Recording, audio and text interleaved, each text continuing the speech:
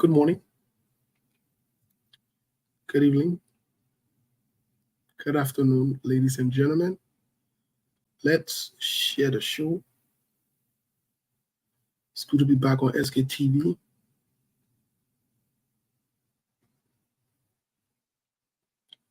Let's share the show, please.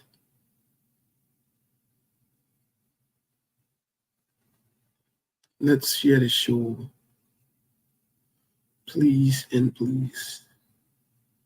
As you join us, let us know where you're following us from. And we'll get into the conversation for today. But in the meantime, let's share the show.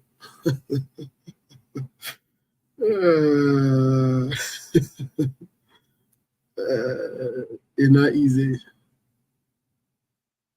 Let's share the show, my people.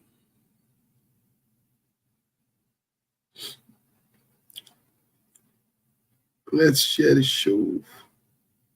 Good afternoon, everyone.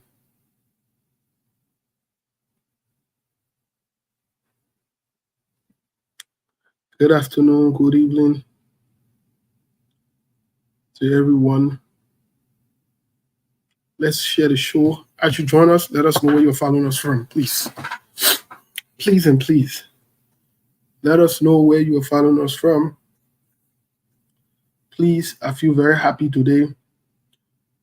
We whipped Nima Kante yesterday. And I think on Sunday we're headed for the trophy. On Sunday, what I can say in Labrador, we win that team. But let's share the show, my friend. Let's share the show. Young people from New Jersey.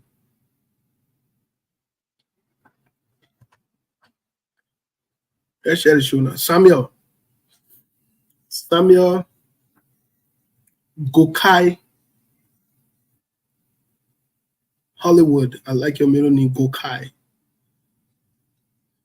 Daniel Dennis is watching us from Columbus. Who that? That name I can't pronounce it too well. I don't know what is that Trapi Bois Bunny? I don't know. It's following from Nima Kante. You follow from Nima Kante? We did things to Nima yesterday. Lufa Kante did things to Nima Kante yesterday. And unapologetically, nobody apologize. Is sweet for Nima Kante. Next time, you will behave yourself. You will not engage in cheating.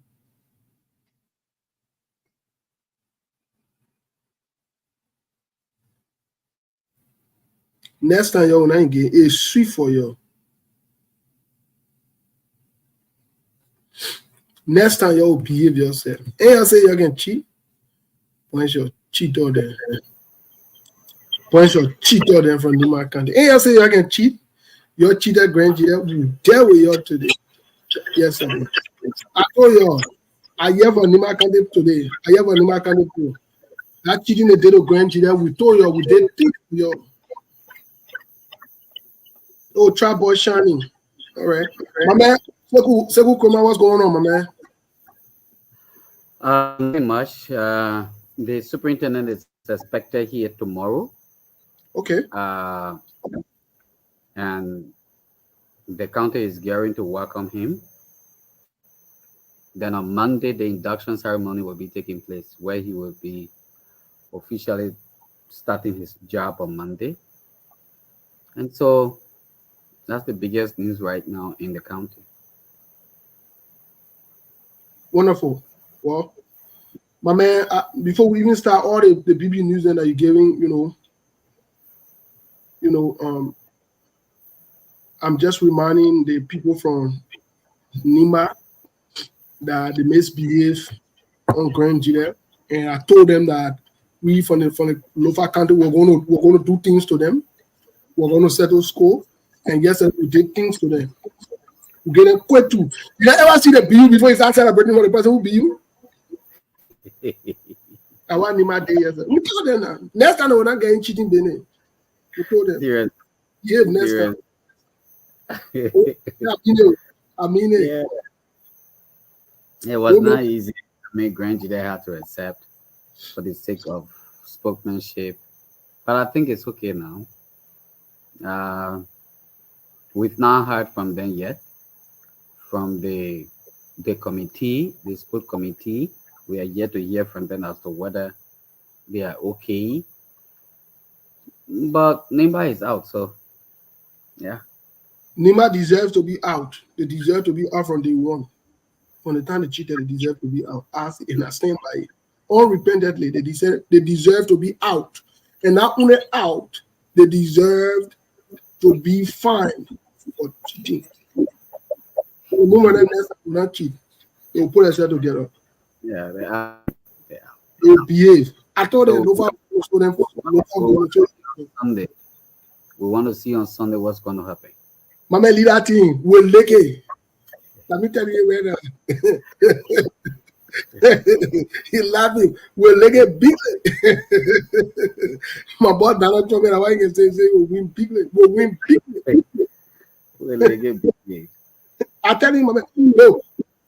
In our mother, it sounds funny. We'll win big. Yeah, we see. I mean, all of us here. See what team? We don't want telling you what we'll do. This. Then I haven't been able. Yeah, we see it. Brother, lead that story. I said we'll on Sunday we'll win bigly. Sunday we'll win bigly. We're not here for that. We'll win bigly on Sunday. Yeah, but my man, across the world, a lot of things going on. We'll come to other news real quick, but our president Donald Trump, my man, the main situation again. Are they saying code business again? Well, my man, we don't want to come again leading. You're going to leave it go. We don't leave it go. The money the man paid to prostitute in 2016 and 17, that the wild are following. You understand? That the correct.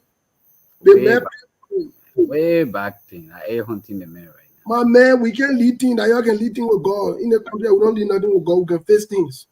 In the country, in the United States, we don't lead things with God. Way back.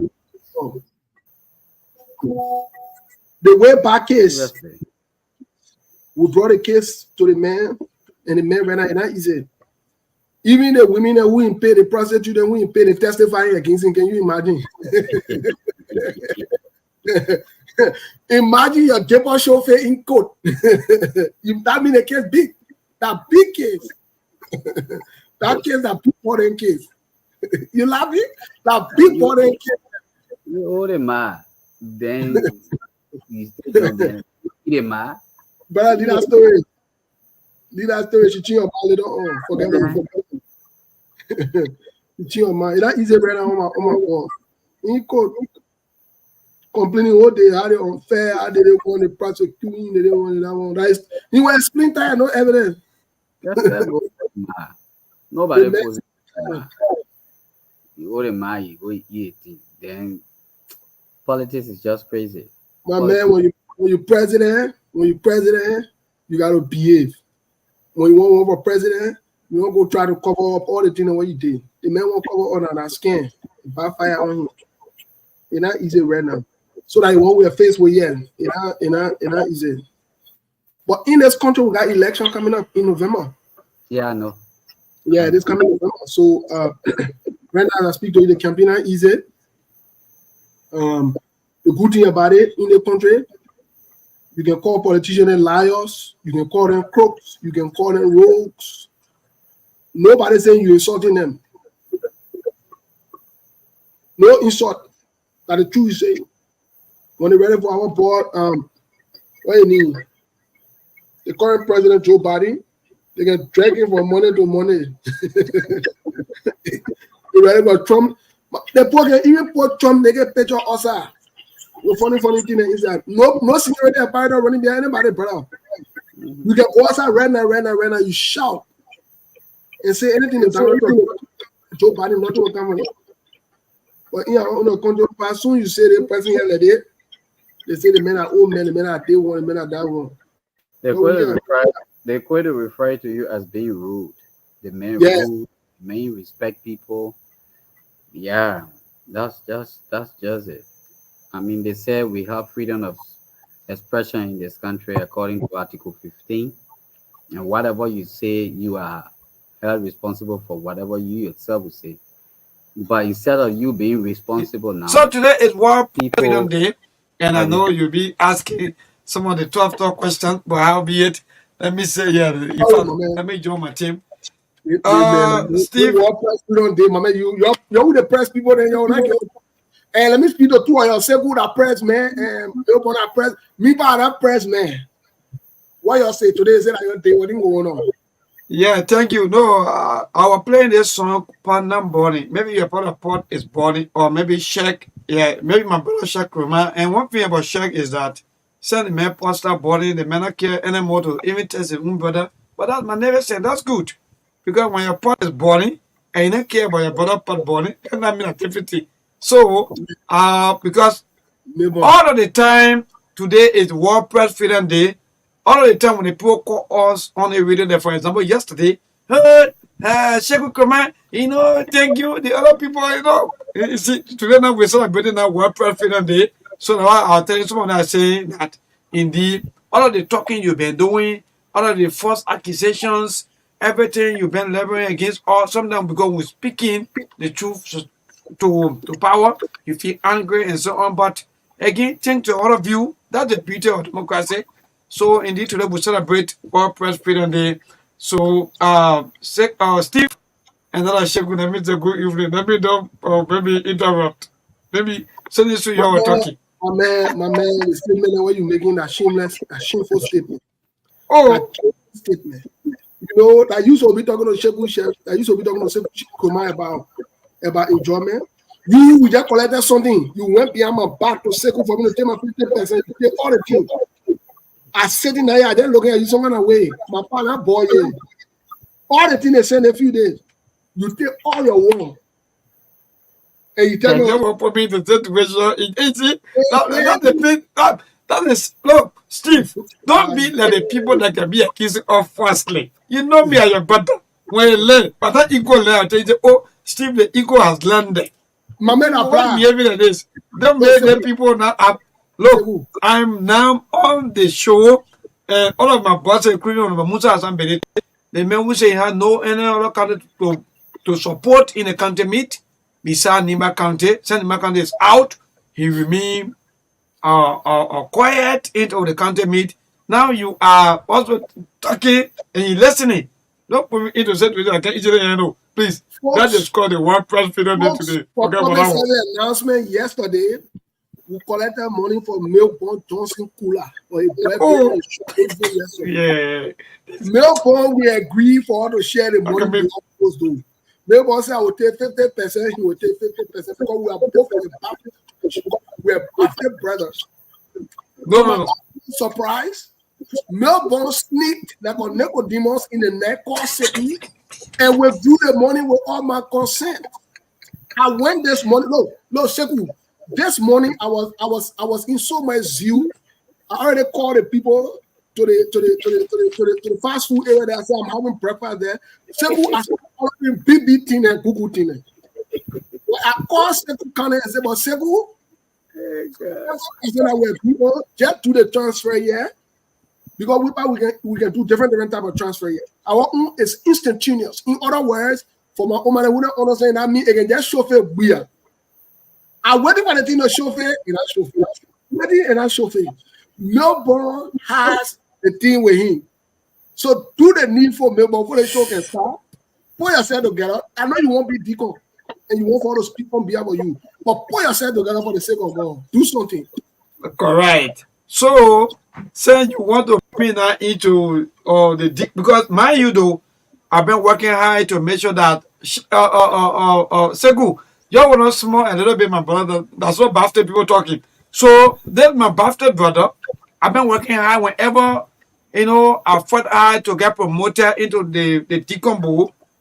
Steve will always molly. In fact, Steve will put heavy hole into my deaconship and will spoil the entire thing. And people say, but maybe you show that Steve is about to see the Baptist day, but no. So Steve, the ego has not landed yet. In fact, how will the ego land now when the president, the government is moving with almost to the state delegate? I'm even worried right now. One of my ego even like maybe I gotta ask a command. One ask a command will permit my ego to land. Because if the government is not in, the government is already out of the country. How will my ego land? I'm worried. I heard Sekou Command knew on a list of delegates. But propaganda went on and they took out a list, they took out a name last night. Sekou knew what there. To come to the town. You knew what there, bro. You knew what there. You knew what there, yes. Yeah. The people say they were not people that need that, but they know you too well. Because the names, they were at, look, yes, indeed, they were at and dropped into the names. If you want to call out for Fana name, is not on our paper. Just say it. Don't call him here. Easy. Anyway, they know each other. Steve, you're right. They know each other. Anyway, I tell you, mom, man, what's going on, man? Today that World Press Freedom Day, or people that will tell the news that a day today. Thank you. Well, it's a beautiful day, another day, great day to be alive. I tell people life is very tough and challenging. It was never meant to be easy. You can only pray for the grace and mercy of God to give you the strength, the fortitude to be able to withstand the challenges of life. But every day is a challenge. Somebody is carrying a cross somewhere. So you wake up from bed, you say your little prayers, whatsoever God you believe in. I mean, how you pray. And then you face up and get ready to move on the day. And every day is a gift. You live it and you wait for the next day. Take it one day at a time. As you look into the future, that's all I can say until you're ready to depart this physical arena. But it's a challenge. It is tough. So don't pray that life get easy. Pray that you get tougher to withstand the challenges in life. That's my theme and my message for today. Wall of inspiration. Yeah. Thank you, Monk. Folks. If you're just joining us, this is SKTV. Today we have I don't know how to say, but the program today will be noisy. Just so you know, the program will be hot. We even start the show here, some bonus are time and fail. The show will be hot. Whether you tie and fail, you're not tie and fail, the show will still go on. We're not owing nothing. We owe the laboratory everything. Today is what? May 3rd, 2024.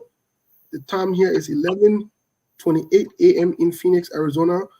The weather is very, very, very beautiful outside. Very beautiful, and I love it.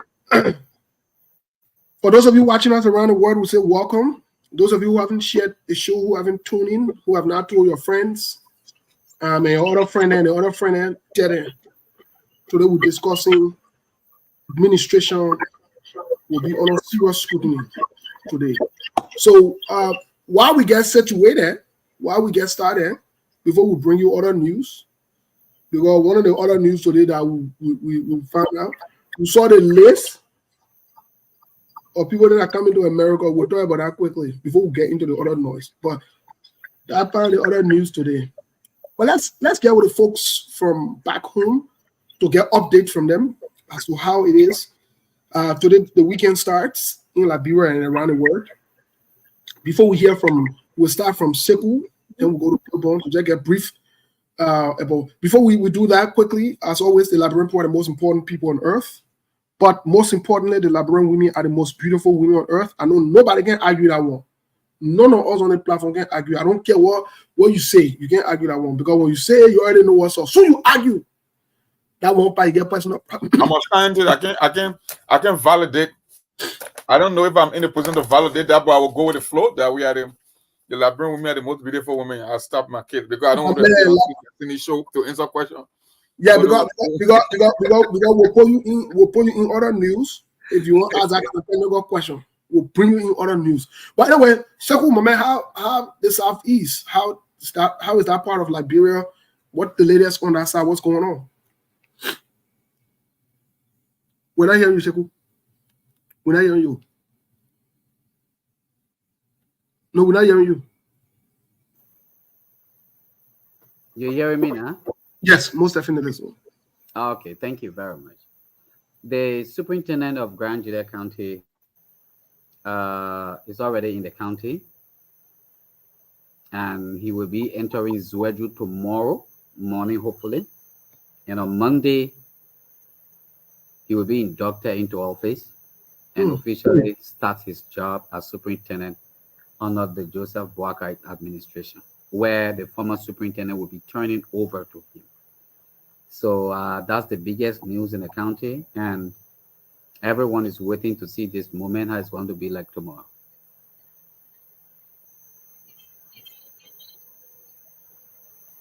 Okay, thank you. What's the name? What's the name of the superintendent that should be inducted if we?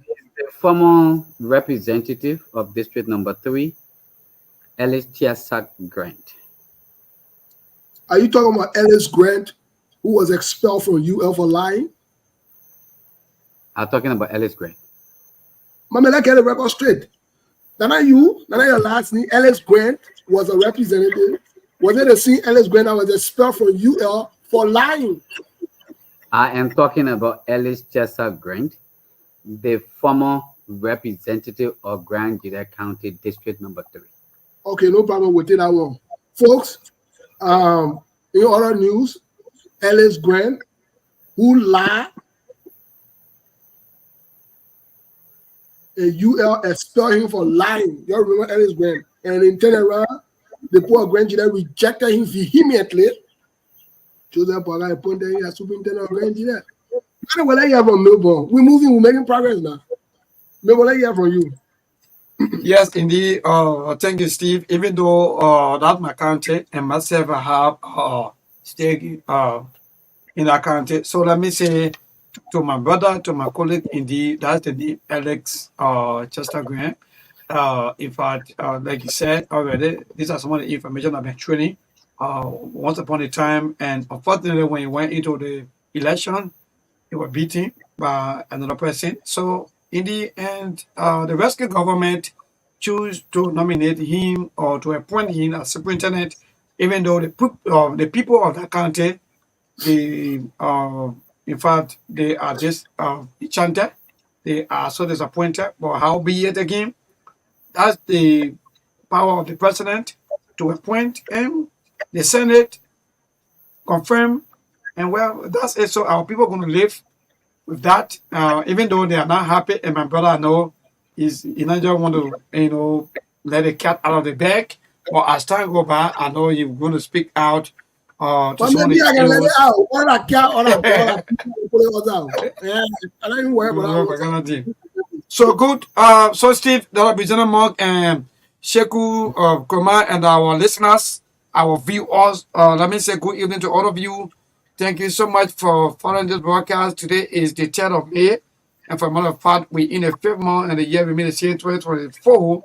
So many things happening in the capital city to admit, especially in Liberia, including the rescue government going to the United States of America, saying they are ascendancy into the presidency. So the president of the Republic of Liberia, His Excellency Joseph Yimam Boakai, is out of the country as we speak and finding a way into the United States of America for some engagements, according to the information coming from the executive mansion, that the president will be out up to the 14th, the 15th, and the 16th because of so many engagements that the president will be attending to.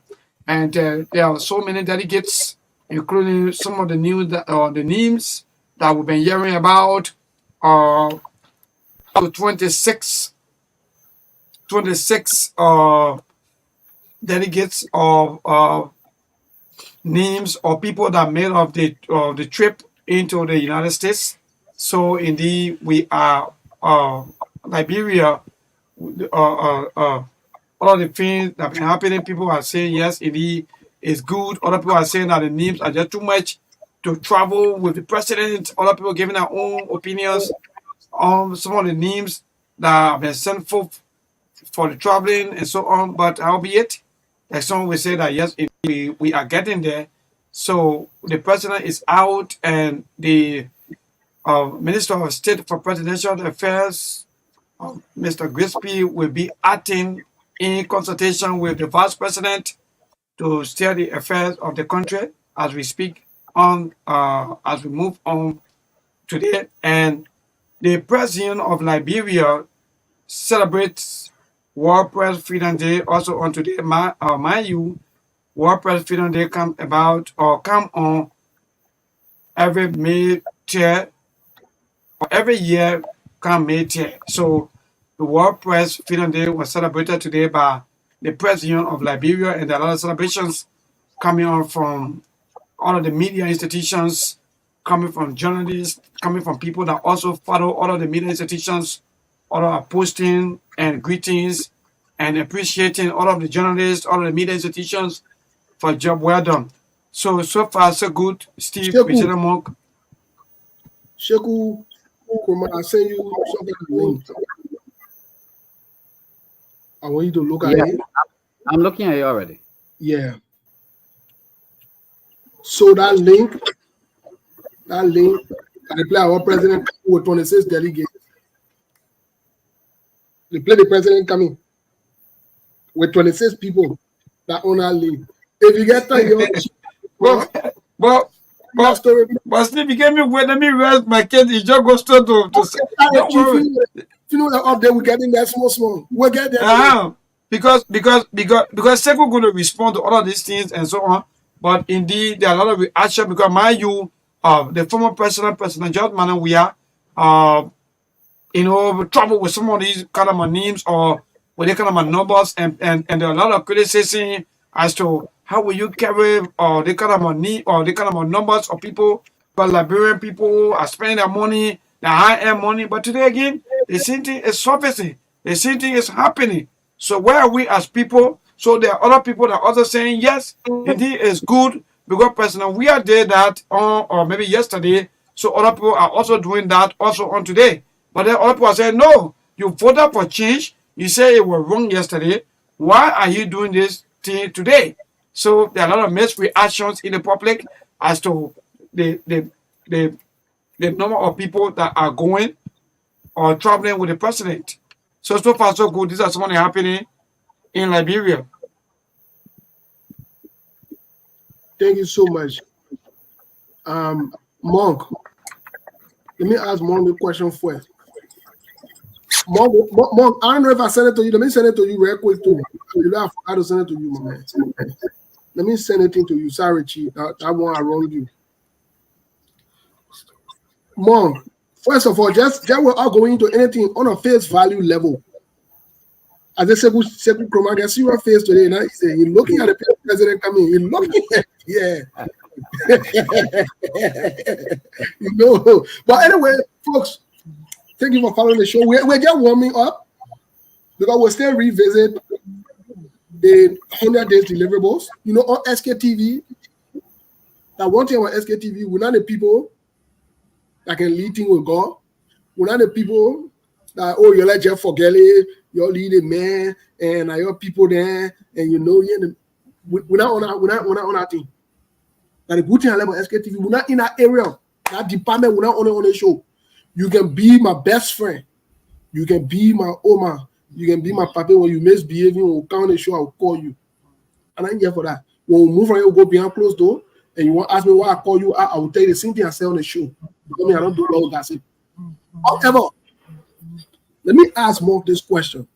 We criticize President George Weah for the country not having money to be taking a bunch of people with him to carry him on a trip. The trip that's supposed to be from the 6th to the 9th or 4 days trip. I mean, Sekou Kroma, I want you to come and come. I want you to be here vis-a-vis. I want you to go in. And President George Weah, who criticizing the United Party, criticized President George Weah that it was a wasteful spending and they're taking all the government money and President George Weah carrying this behind him, carrying that behind him. Monk, our president decided to carry bring a huge delegate. I send you the meeting that they're coming to for 4 days or 3 days. What say you, my brother? For me, I'm a stoic. I don't follow a lot of things. I only put things that draw my concern. and they get something called a dichotomy of control. When you live in life, when you want to live a life that is stress-free, you must first understand something that's within your control and things that are out of your control. From the initial stage of this whole electoral process, we told people that of all the candidates of the top five, that George Weah and Joseph Boakai were the least of the two, of the five in that top five. There will be no difference between the two, whether you like it or not. The only difference is Joseph Boakai being spend more time in government as compared to George Weah. But in terms of deliverable, in terms of their leadership aspect, in terms of what to expect, I never expected anything better. Nothing is going to change fundamentally. So the whole idea, we all understand how the system works in Liberia. When it comes to international trip, it's an opportunity for some people to travel. There is no return on investment other than the taxpayer carrying the huge burden, the cost. It's all about stopping, because when they're allocating those budget, they pull a lot of money in traveling expenses. So it's money making for the same people that come in here. Look, let me tell you something, to be fair. The only president in recent memory that made international trip and we saw the return on investment was Madam Salif. Whether it was the HIPIC initiative, whether it was about the Millennium Challenge, Madam Salif was the one who was almost like carrying offering basket around the world, that when she leave Liberia, she don't come back empty-handed.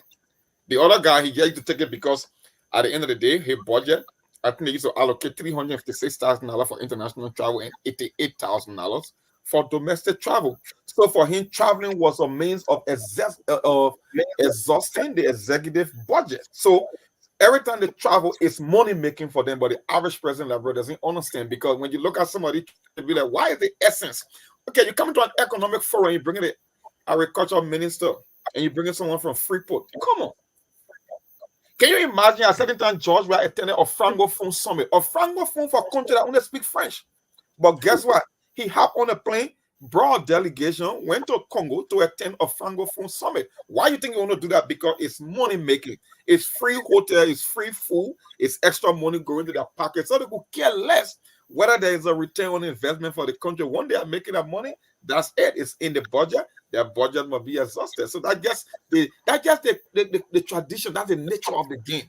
Nothing is going to change in Liberia, whether you like it or not, whether you want to play politics or not. That's the reality. There will be no fundamental difference between Joseph Boakai and George Weah. The only difference is one person being in government more, and the other guy will almost like a novice. That's the only difference I see. Nothing going to change. Thank you, Monk. Sheku, what say you about at that time? Maybe you were now on SKTV. You were still on the radio. What say you about the same thing that we criticized President George Weah most recently about less than 100 days ago or 4 months ago? We criticized President George Weah and CDC government about less than a year ago. We criticized them about taking a bunch of people, putting them on a plane, and at the expense of the Liberian people, taxpayers' money. And these people come back, like Monk said, there's no investment, no return on the investment. And they come back, we come back with swinging hands again, but we spend all this money. And mind you, when some of these people travel, for each day they are out of the country, they get paid. They get stockings. And the stockings, that's small money we're talking about here. That's small money. The padans they get. So what say you, about the whole group that the president carrying with him? What say you? You see, everybody got different way of thinking. The people who had problem with George Weah for going out with a lot of people, they have their own right to think that way, because that's how they feel they would think. I didn't have problem with Weah going out with dignitaries out of the country. And this is just very simple.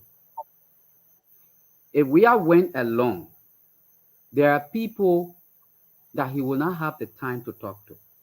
He's going to discuss with head of state. If Weah went with the finance minister, agriculture minister, or other people from different sectors, they will have time to mingle with the country agriculture minister, their finance minister, their youth and sport minister. They will have time to discuss issues. They will share ideas, and someone can easily sell their platform to the other person, and it can easily be bought. So A lot of people have qualms. Oh, George, we are carrying people out of the country. George, we are carrying people out of not bringing anything. They have their own right to complain. That's how they feel. For me personally, I never have a problem with it because where we are coming from, we know that Liberia, we are still at the point of backing stage. Every time the leader is going out, he carries the kind of people he can take along with them while he's concentrating on national leaders to talk to them. Then you have, investors and other people as other ministers, directors of agencies. You have time to talk to these people and make some connection. It's not just for shaving or bluffing business that these people are going, or quote unquote, they're going for money business or they're going to get money and all these kinds of things. No, I didn't have a problem with that. Now we come to Joseph Boakai. Look at the listing. The kind of people that went along with Joseph Boakai, they are not just ordinary people, right? They are head of institutions, ministries, and agencies who travel along with the president. See the summit document. I mean, the link you just sent me when I click on it. See this document. President Boakai is not the only president going. You got about 4 to 5 other presidents, including deputy prime ministers and vice president going there. Then you come back to the ministerial delegation. You have ministers from other countries as well also going there. Then you go and see the U.S. government official, where you see Linda Thomas Greenfield, representative of the USA to the United Nations. You see United States Trade Representative. You see President and Chair on the board, U.S. Export-Import Bank. You see the CEO, Millennium Change Corporation. You see the President, CEO, U.S. African Development Foundation. These are all dignitaries and investors who have the propensity to use money into the country. And if President Boakai goes to this particular place, he's not going to meet with all of these people to talk to them. Apparently, President Boakai is going to have time to speak on that particular conference. What's going to happen? In the bite, you find these people going to these dignitaries, these officials like the Director General for the World Trade Organization, the Secretary General for African Continental Free Trade Area Secretariat, the Arab Bank for Economic Development in Africa. These are people who are going there, the Trade and Development Bank and CEO. These are people who are going there. You think the foreign minister is going to sit down to four hands? No, she's not going to sit down to four hands. She's going to sell Liberia's agenda to them. You think all these other ministers and directors who are going with the president only going because they are going for food? That's why you're thinking, no, my brother. They are going to sell the country's agenda, the way they met the country, the way in which they can turn this entire thing around. That's how we've been from all the way 1927. We've been highly dependent on international support. So what do you expect? For Boakai alone to go? No. Thank you, For sir. me, no problem.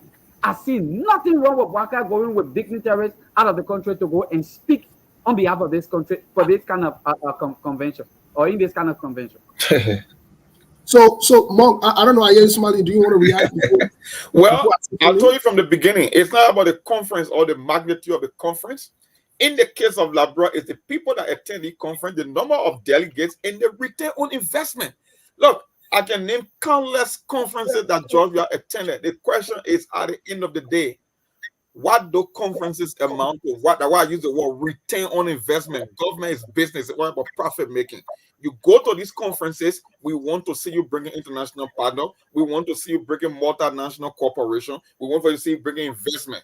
In the case of the previous government and what we will be seeing over the coming years, I want to see Joseph Boakai carrying the offering basket and bringing more money back to Labra than the money we spend to finance his trip going to these international conferences. So for me, I could care less about how many trips he made. I know, I told you, I understand the nature of the game. It's all about stopping. The money is in the budget for them to use. They will come and sleep in luxury hotels. They will eat the best of food. They will meet dignitaries. They will take picture. The photo off will be there. At the end of the day, when the dust settles, what will be the return on investment for Labra is what I look at.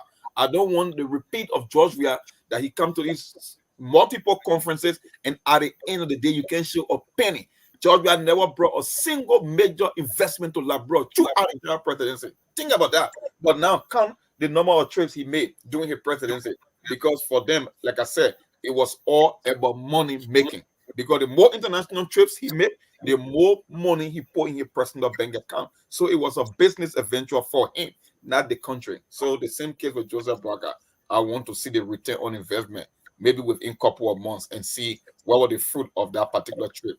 That's what I look for. First of all, thank you, Monk. First of all, I want to welcome Lawrence. Lawrence, my man, what's up? I mean, you muted. Well, yeah, I'm okay, Steve. It's just that I've been moving around a few days. My boss man lost his father, so I've been running Oh, around. I Yeah, was sympathy. I was sympathy. yeah, yeah. So at least I'm back. Okay. Thank you so much. So, Yeah. so I want to, and no disrespect to our country, but I want to ask Sheku this question because in as much that BB people then go in there, that is a very big summit, and just so we know, it's open to the public. You can register and go there. So yeah, it's not a private thing. You can register and go there. A the open someone a conference, and they say anybody can register and come to the conference. You're here again.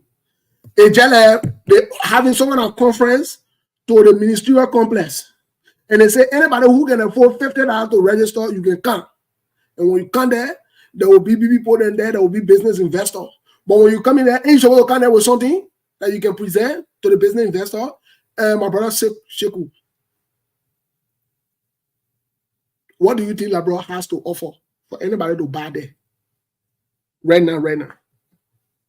Where is Joseph Boaka and his minister there and the other people who impact behind him and carrying there? What do you think they have to offer or to sell on behalf of Labro there? That Joe Weir didn't sell or Joe Weir didn't talk about currently. Please turn your mic on here, please. Good. What do I think Liberia has to offer? Yes, sir. Yeah. Liberia can offer the Putu iron ore, the Putu Mountain in Grand Jida. Liberia can offer the Konobo Forest. Liberia can offer the Wologisi Mountain. Liberia can offer the Mano River Mountain. Liberia has a lot of things to offer that the outside world needs from this country. It just takes time and the kind of people to convince investors about what this country has to offer. Liberia can offer so much. And that's why I said previously that the people who travel with the president did not make a mistake to choose them. The president went with the people who he feels they can speak for Liberia. Okay. Yeah. Okay. Thank you so much. Monk, is there anything you think Labro can offer right now? Please bear in mind that when these people are coming to invest, they want to come to invest to a place where electricity. They want to come to a place where they have security, safety, where the rule of law is in check. So let's keep those things in mind first before we talk about the Putu. Because we can't do the different mountain you call my brother. We can't do the mountain. Monk, is there anything you want to add up or maybe speak about what Labro has to offer currently? You mean the country you mean like in terms of resources? No, Joseph Boaga administration, what they have to offer, because my brother Cheku was saying they have the Putu Mountain, the Worogisi Mountain, and all the different places that he called. Look, so, Steve, we have an antiquated model in Liberia. When you talk here, we always say things. People say, like, you guys come and executive will criticize it. I said, no, we don't criticize it. We just speak the fact. The reason you come here with a political mind, that's why you think it's all about criticism. Look, Liberia been in the extractive industry before I was even born. We always heard Liberia is rich. Liberia is rich. When you get on the ground, you don't see where that wealth has translated into in terms of ordinary people's life. We use your old business model. Why do you think Joseph Boaga is threatening shutting down the Western cluster? These people, these investors come. We don't have manufacturing plant. We don't produce semi-finished goods. We take raw material, ship it overseas. Investor comes to Liberia. They take hundreds of millions of dollars worth in resources. Can you imagine looking at our national budget? The total concession combined, they only contribute $33 million per year. Think about that. Look at Beer Mountain right there. They take anywhere between $250 million to $300 million worth of gold. How much Liberia get in return? People still live like in prehistoric time. So the whole idea that Liberia is rich is just a selling idea, it's a selling mantra. It having worked for the past 40 years. We keep signing the concession agreement. We can see the impact. We lacking infrastructure. Our healthcare is not up to date. And leaders after leader keep coming and repeating the same old mistake. The value chain remain the same. Nothing improved. You were here, oh, it's SPX coming with $5 billion investment. When you look at it, the whole investment, the money is only on paper, it's only on the sheet. You cannot see it translating into people's life. At the end of the day, we use the same outdated, antiquated model. No new idea. It's the same old thing over and over.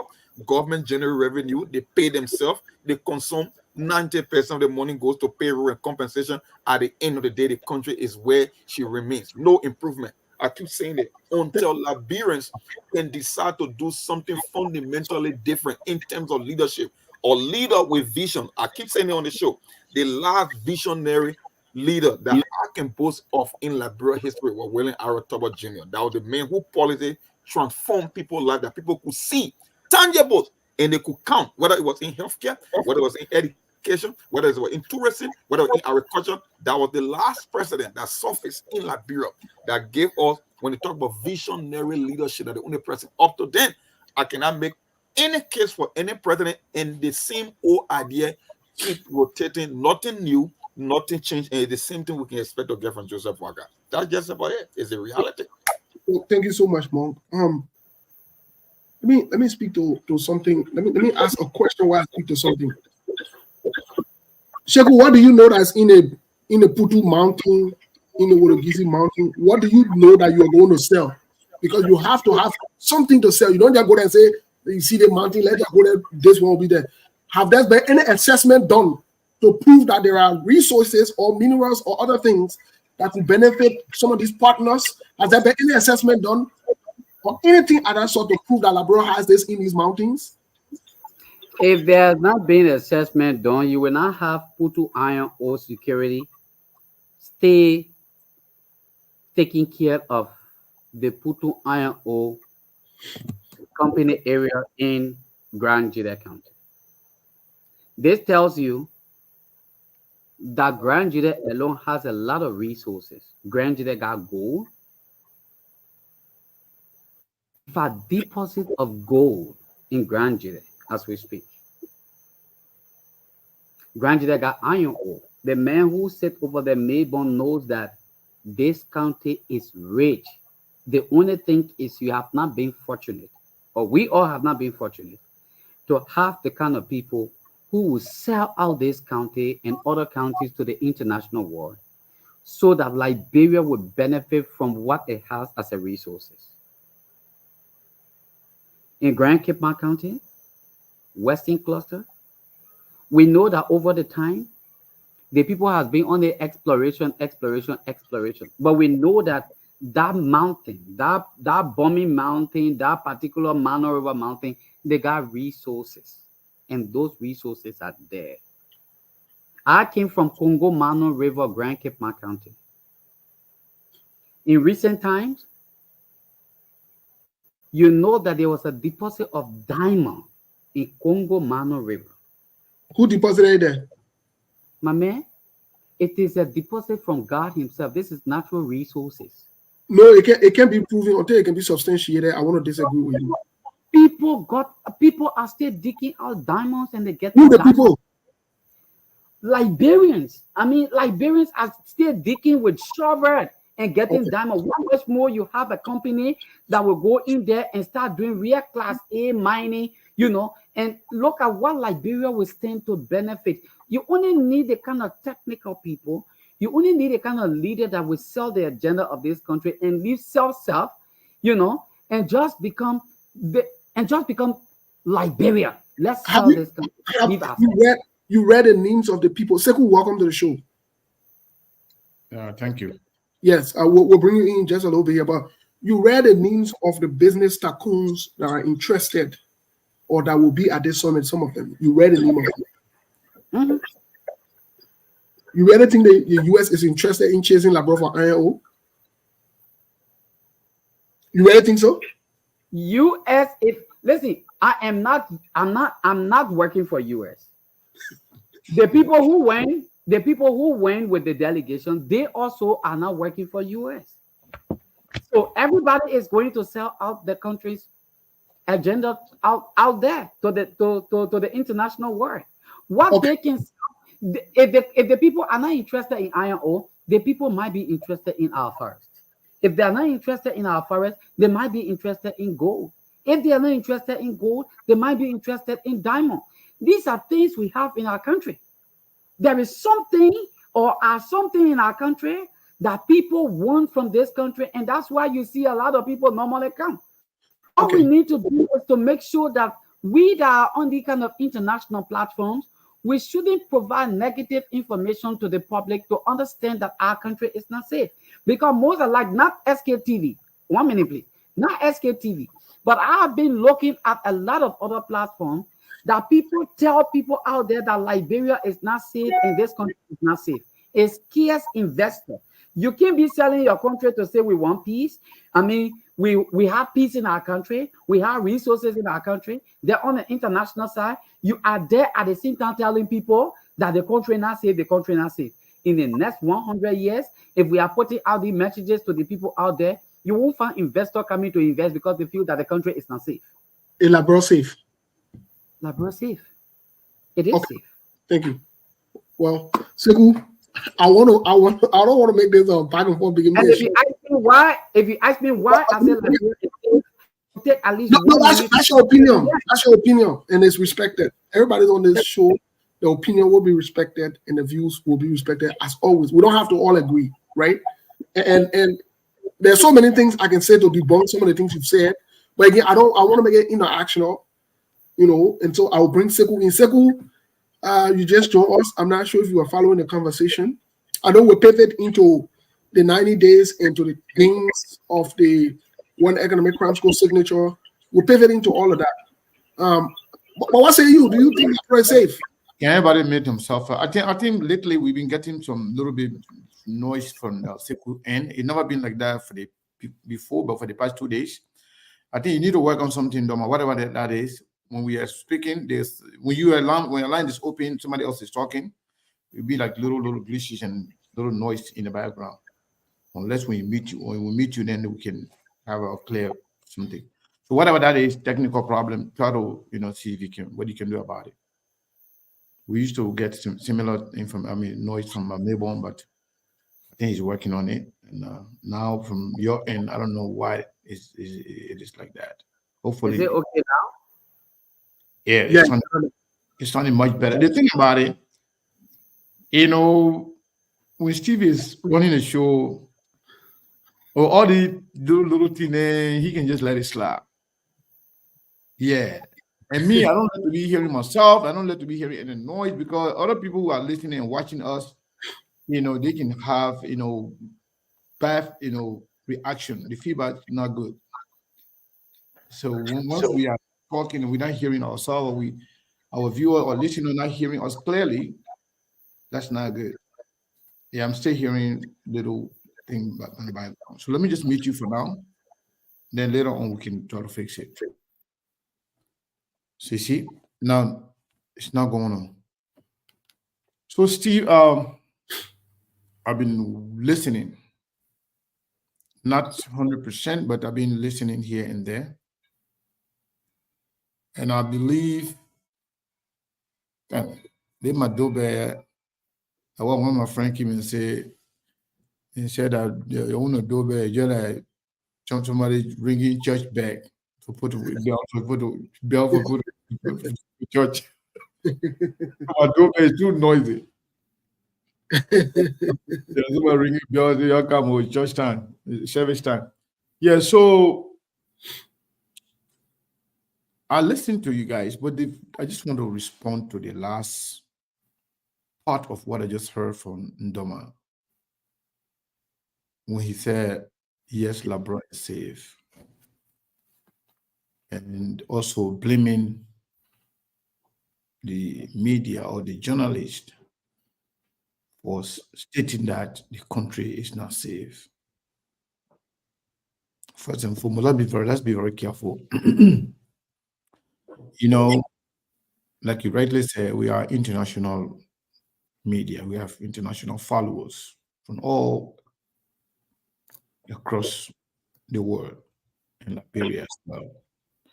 So when we're talking, we don't want to say anything that will somehow put dent on our credibility.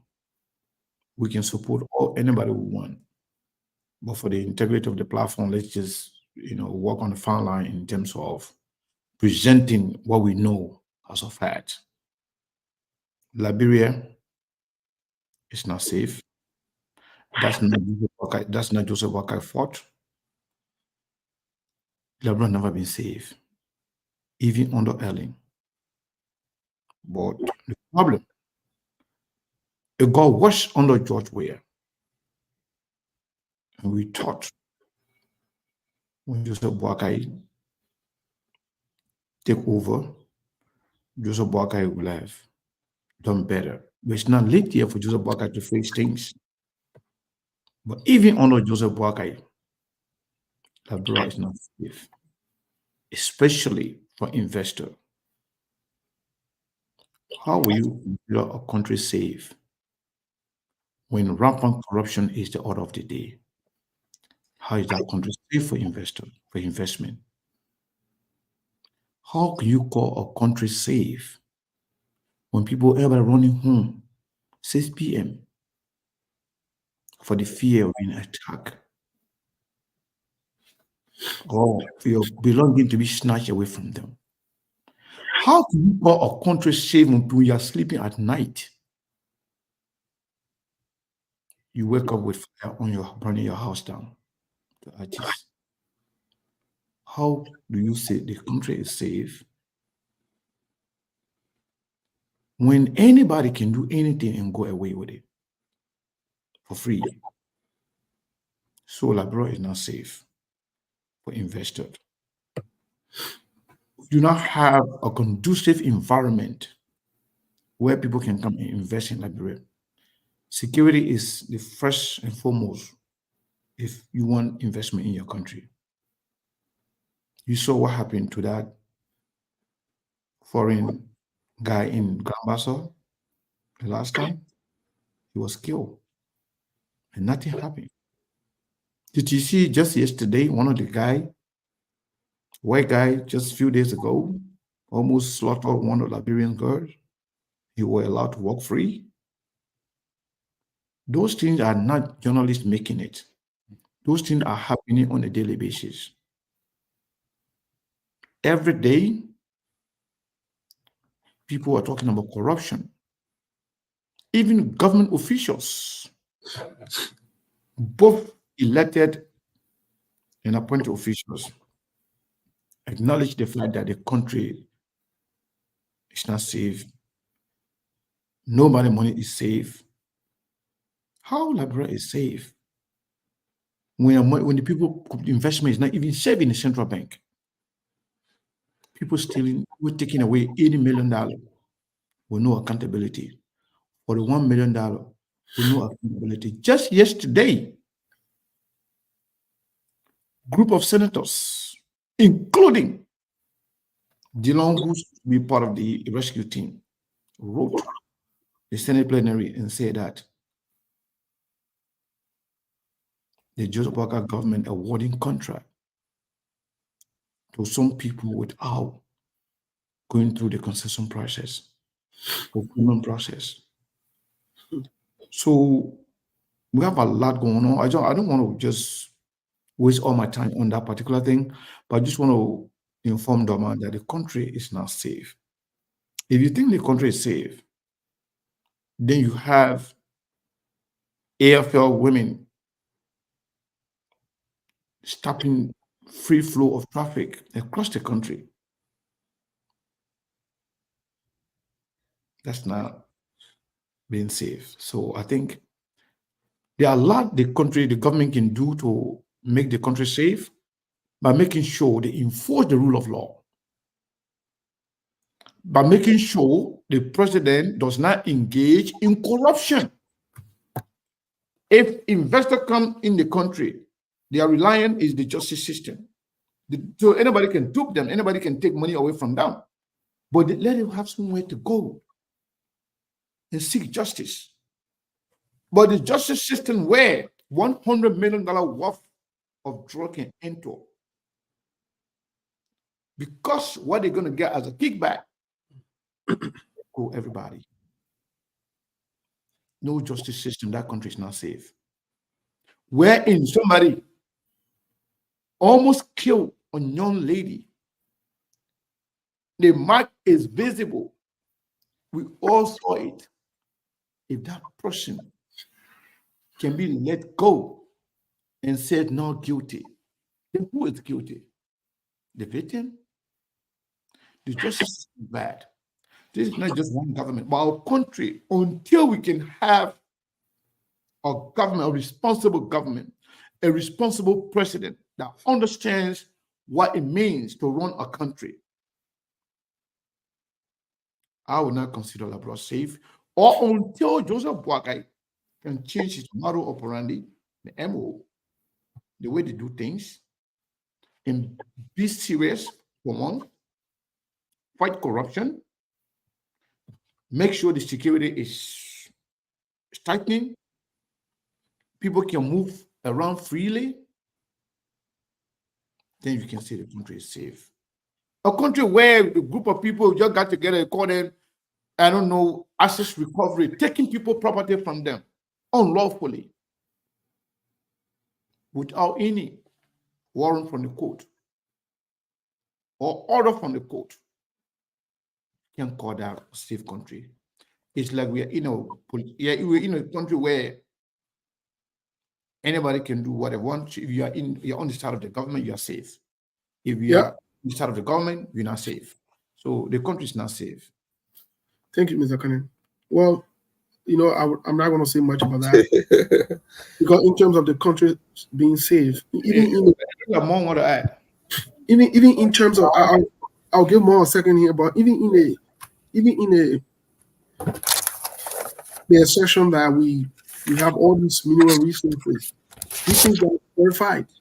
It's okay for people to take armed men or security men and put them to some kind of mountain and say they might be watching, and that's fine. It does not mean go in a mountain or stay there. That's not what it really means. If it were there before, it does not mean that it's still there, especially if that particular place, people already went there and kind of did some work there or extracted some of the minerals, right? And so in terms of the country being safe, there are a lot of things we can say about the country not being safe. And this does not necessarily mean people not walking in Labrador. That's not what it means. Safety encompasses a lot of different things. And like some of them Sekou enumerated here, just the idea that somebody will even go read that the Senate is writing. You told you the investor then will not do research. You think that's sweet mortar thing? They will do research on the country. We don't even have stable electricity to sustain and maintain certain things. So, I mean, there are a lot of things we can say in terms of safety, but we're not going to take all of the day on it. We'll try to move on to the next point here, because we have to go back to the deliverables before we transition into, we'll go back to the 100 days deliverables before we transition into what we saw yesterday, the signing of those documents. We on SKTV, we can lead things with God, I probably all. We can try to, the one we can do a human being will do it. Then the other one there, when we get to heaven, God will take care of it. So, just the word deliverables itself means, in simple terms, it means the thing what you done, you're giving it out now. So when Monk and Sekou raised the concern yesterday that even some of the things that were read from the transcript by Joseph Yuma Boakai, day before yesterday, Sekou raised his concern also that the president was talking different thing, a funny thing. The deliverables that we have here, we not see none of that talking there. So my question or concern to you guys, and part of the deliverable also was they were going to cut down on government traveling and expenses. They were going to cut down on it. Or inside the deliverables, it there. They were going to try to curtail some of it so they can save some of the money and be able to put it back to the Liberian people. Here's my question to you guys. If Joseph Yuma Boaka administration, the deliverable that they said they were coming to give to the Liberian people for 100 days, if they can't even tell the Liberian people what they were able to deliver in 100 days, do we have a plan? Does this government have a plan that the Liberian people or the work and look at and say, okay, this is the plan? Because the 100-day deliverable, they didn't say nothing on it. What do you guys say? What is your reaction? Let's start with Mom. Mom, what is your reaction? The 100-day deliverable, they didn't say nothing about it. Do you think there's a plan? Before I respond to this whole issue about the 100-day deliverable, I wanted to close up on this whole point about the country not being safe. Sure. Every time I hear people talking about Liberians like to criticize the country, we want to portray the country as not being safe, it's a partisan talking point. The reason being, before a business make an investment into a country, they get something they call a feasibility study, and they get something they call market research analysis. They hire experts in the field to go do an assessment in the country. They look for so many things before a multinational corporation put money into a country. So they idea that just because we criticize the government, want to paint the picture that Liberia is not safe, Liberia is now a suitable ground for investment. That's a political partisan talking point. First of all, before an investor comes to a country, he look at your human rights laws. He look at political stability, because money loves safe environment. That's why country that got a record of stability, investor always put money, they're going to do that money is safe. They look at the judiciary system. How corrupt this country is. Why do you think they got Transparency International? You think an investor will take hundreds of millions of dollars and can't put in the country because Sekou or Monk criticize Liberia on social media? It's not how they operate. They look at this thing. They look at electoral reform, because when your election commission is corrupt, it means there is a potential for instability. There might be protests, and protest is not a good thing. You got AFL women protesting in the street. You got auditors being killed. The central bank is the banker's bank.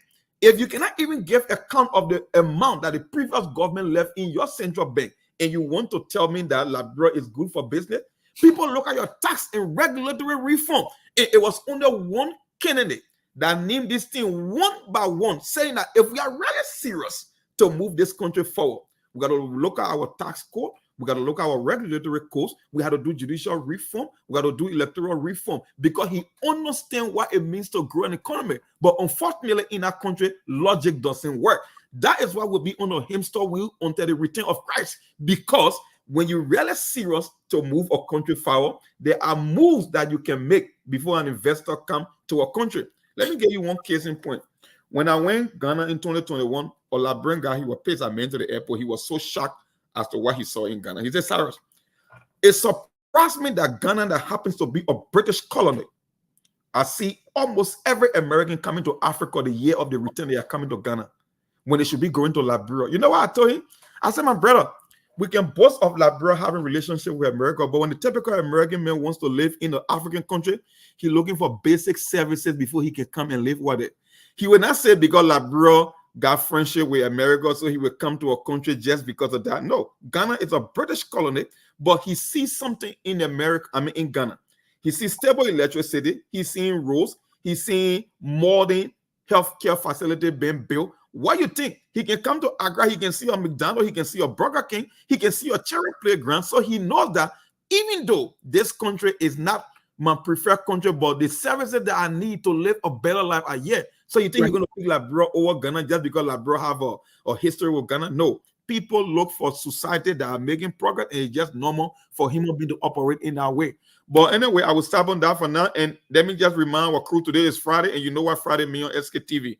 Our offering basket will be coming around, and Sekou will be giving an update, and then we can move from there. Just a reminder before I can answer that question. But let's Sekou or somebody else come in, then I can follow up with the real question. I just want to close up on that before Sekou came in.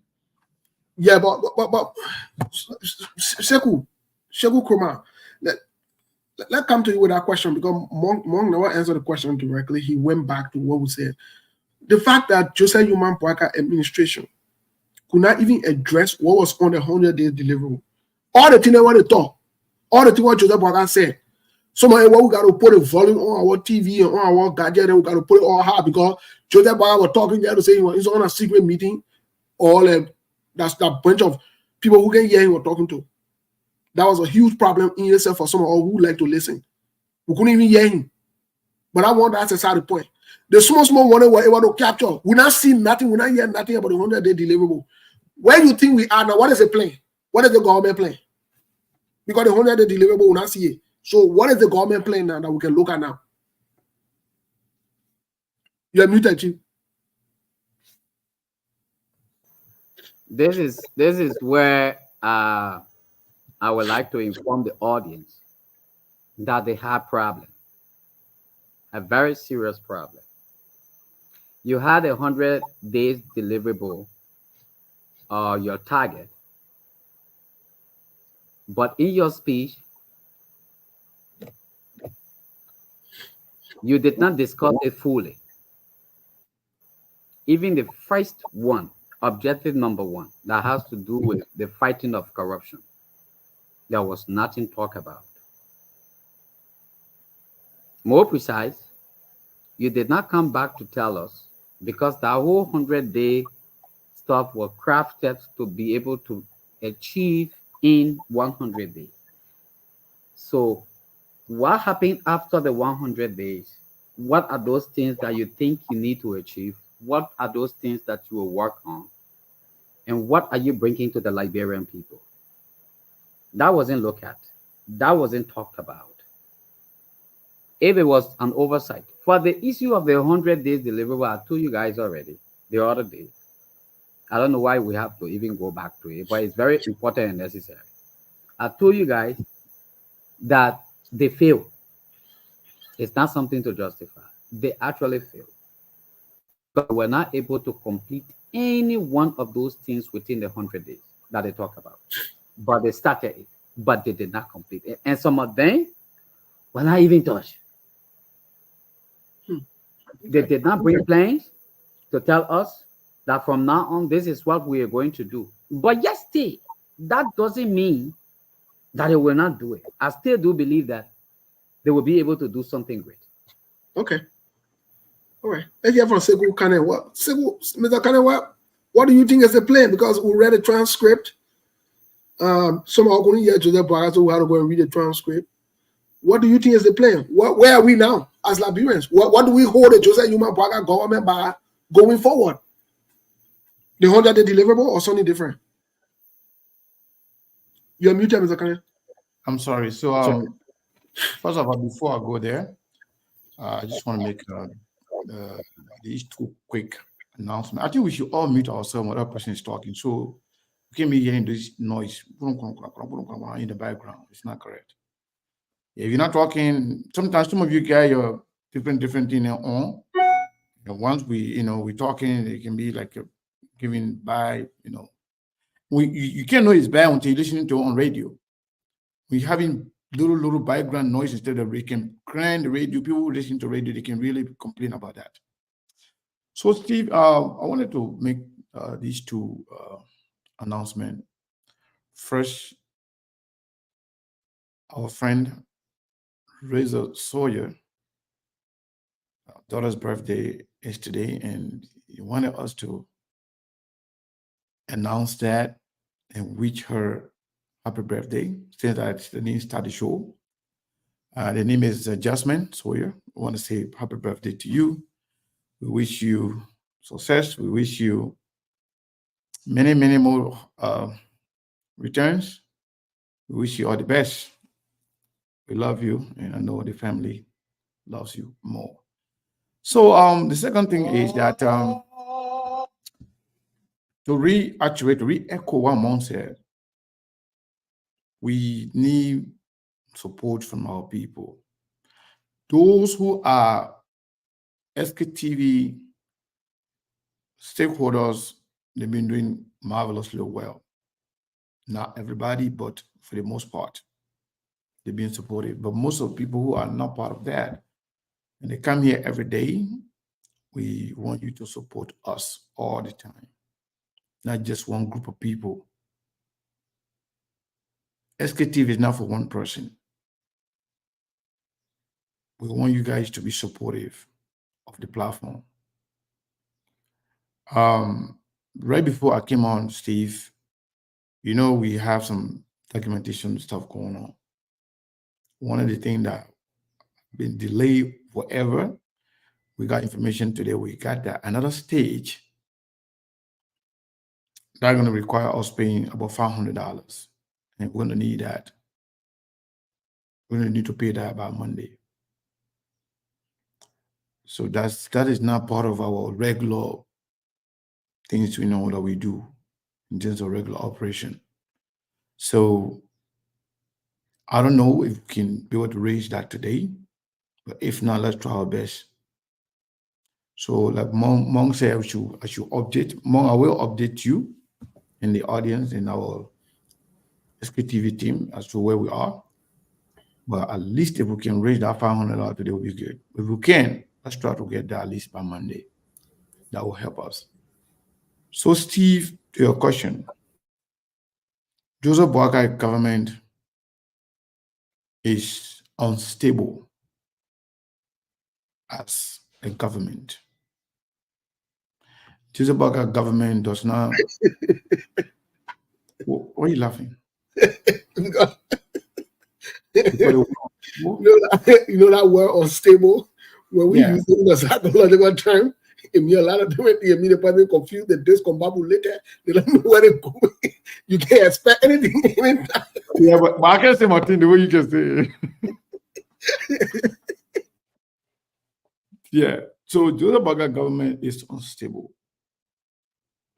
And Joseph Boakai government is also suffering from a lot of self-inflicted wounds.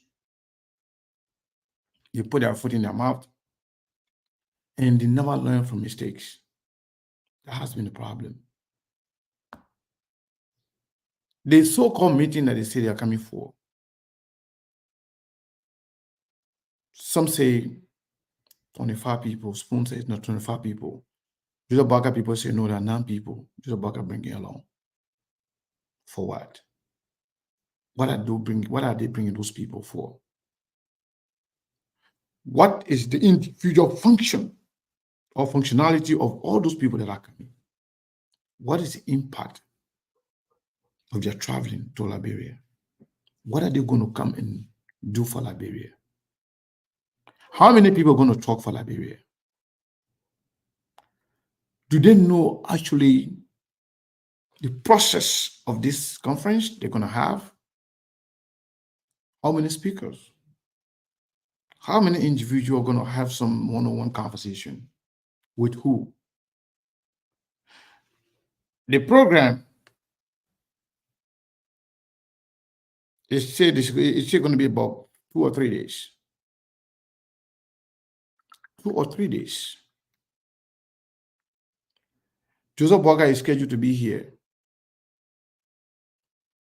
for 2 weeks. Are they going to inform the Liberian people on the day-to-day movement of Joseph Nima Boakai as President of the Republic of Liberia? The day he will arrive in America, if you're going to be in Dallas as scheduled, how long is he going to be in Dallas for? Are we going to see his meetings, his daily activities? We're not talking about when you go to sleep, but every day, are we going to be informed? Are we going to see Joseph Boakai day-to-day activity in America as president of our country, which also boosts his morale with his people in Liberia, back in Liberia? Our president is in the United States making things happen on behalf of the country. Are we going to be able to see the day-to-day activities? Did Joseph Nima Boakai bring the press of Liberia to carry on the day-to-day activity and the movement of the president on a daily basis? No, I guess it's a press secretary now on it again. By the time you went the other time Ghana, she was not there. They want she not there too. So Yeah, the press secretary now. What about the independent press, other press people who are assigned to the executive mansion?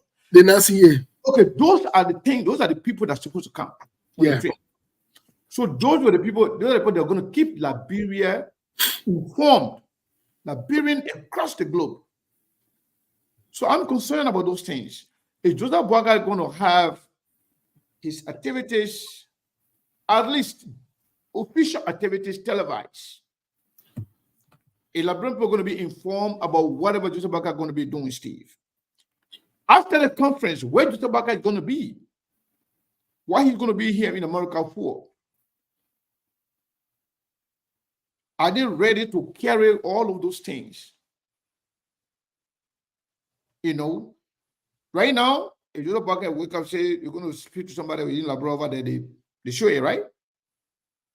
Even somebody say yekena baby, baby, they can show it, right? They can share those information on the executive website and on their Facebook pages, right? Yeah. So everything about Joseph Boakai as president should be public, and if you allow the people to see every activities of him.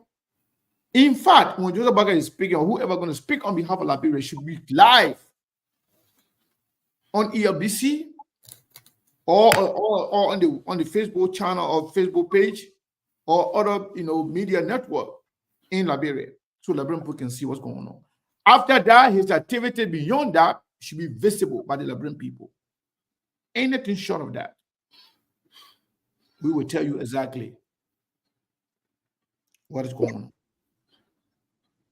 So, Steve, yesterday we informed the Liberian people. I'm not going to talk about it until you get there. Yep. That we have some information regarding this scam. I would call it trash. This document that they put out there say yesterday it was a document for War and Economic Crime Code is now War and Economic Crime Code. Now we have information on the main architects of that document, the intention, the plan, and what they intend to execute in the end. So we're going to inform the Liberian people, but Monk say we should hold by a lot of Mr. Kane, we're not even going there yet. If the people now going to be compliant, we should now talk about Kane, Mr. Kane, we're not going there yet. We're holding it yet. I won't come out of something you said. And maybe more will react to it because more has not spoken. On SKTV, we don't come here to play.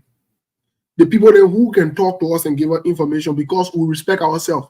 We don't do they say talking, you call me on the phone, you talk from then I can't talk. No, we don't do that. We don't want to be no funny fake business. So when we get information, you might know that we get paper or we get video or something to substantiate that information. In order they say business. Let me tell you again, we don't do they say business here. That's why our information and we'll give it to you. When it take 5 years, you're happy, and we're happy, we come remind you, say, hey, who said it? We might not tell you the exact date or the exact time we're happy, but we'll tell you exactly what's going on. And so, you guys have not, the thing I'm noticing with the kind of like, the people now, they're not been sharing the show. Because Sheku Kroma go on and coming off, so the people say he need to say that one play rest the body. You know what I'm saying? So we're looking at him too. Maybe the mayor is getting more information, so you can make it. Yeah, you never know. That's true. Maybe the you people will help in the mayor to give him more information. So yeah. So, Chief, I take it back. Sorry, I take it back. But anyways, Mr. Kane, Monk, what say you? What do you think is the Joseph Human Boakai administration's plan? What is the plan that the Labrador should look forward to? Like Mr. Kane said earlier, the administration seems very unstable. Monk, are you there? What say you? Because we won't get into something now. What say you? Mr. Kane, please post the Zelle or whatever number up there for me, I beg you, please. Because somebody said they want to see it. Yeah, some people keep asking for AN. Yeah, seriously, they were our coming because mind you know today is Friday. That wasn't simple when Yeah, yes. Today is Friday, and you people are not doing justice to us. Please, don't manipulate talking. Yeah, then you forget. Business monk, you know that your road there is sitting, and the things are happening on your watch. I don't know. Maybe we'll bring you Yeah, so too close to Mr. rescue. Yes. Mr. Kane, let me give my own take about the Joseph Boakai government. Maybe Monk is not available. You can say something.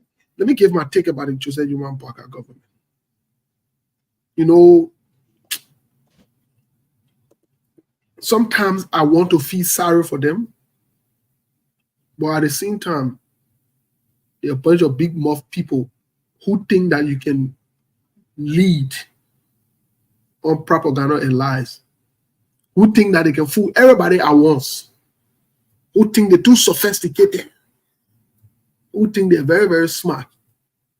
That is the problem they have. And like you said, they put a foot in their own mouth from the beginning. The whole government, the whole Joseph Boakai government failed from the transitional stage till today. The failure was from the transitional phase. I'm talking about the election. The election, I knew there were a bunch of liars that put themselves together to just lie to the Liberian people to deceive them to come to power.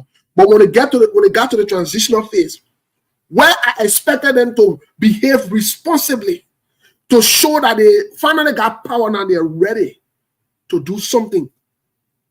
We came on SKTV and we asked them to please do us a favor.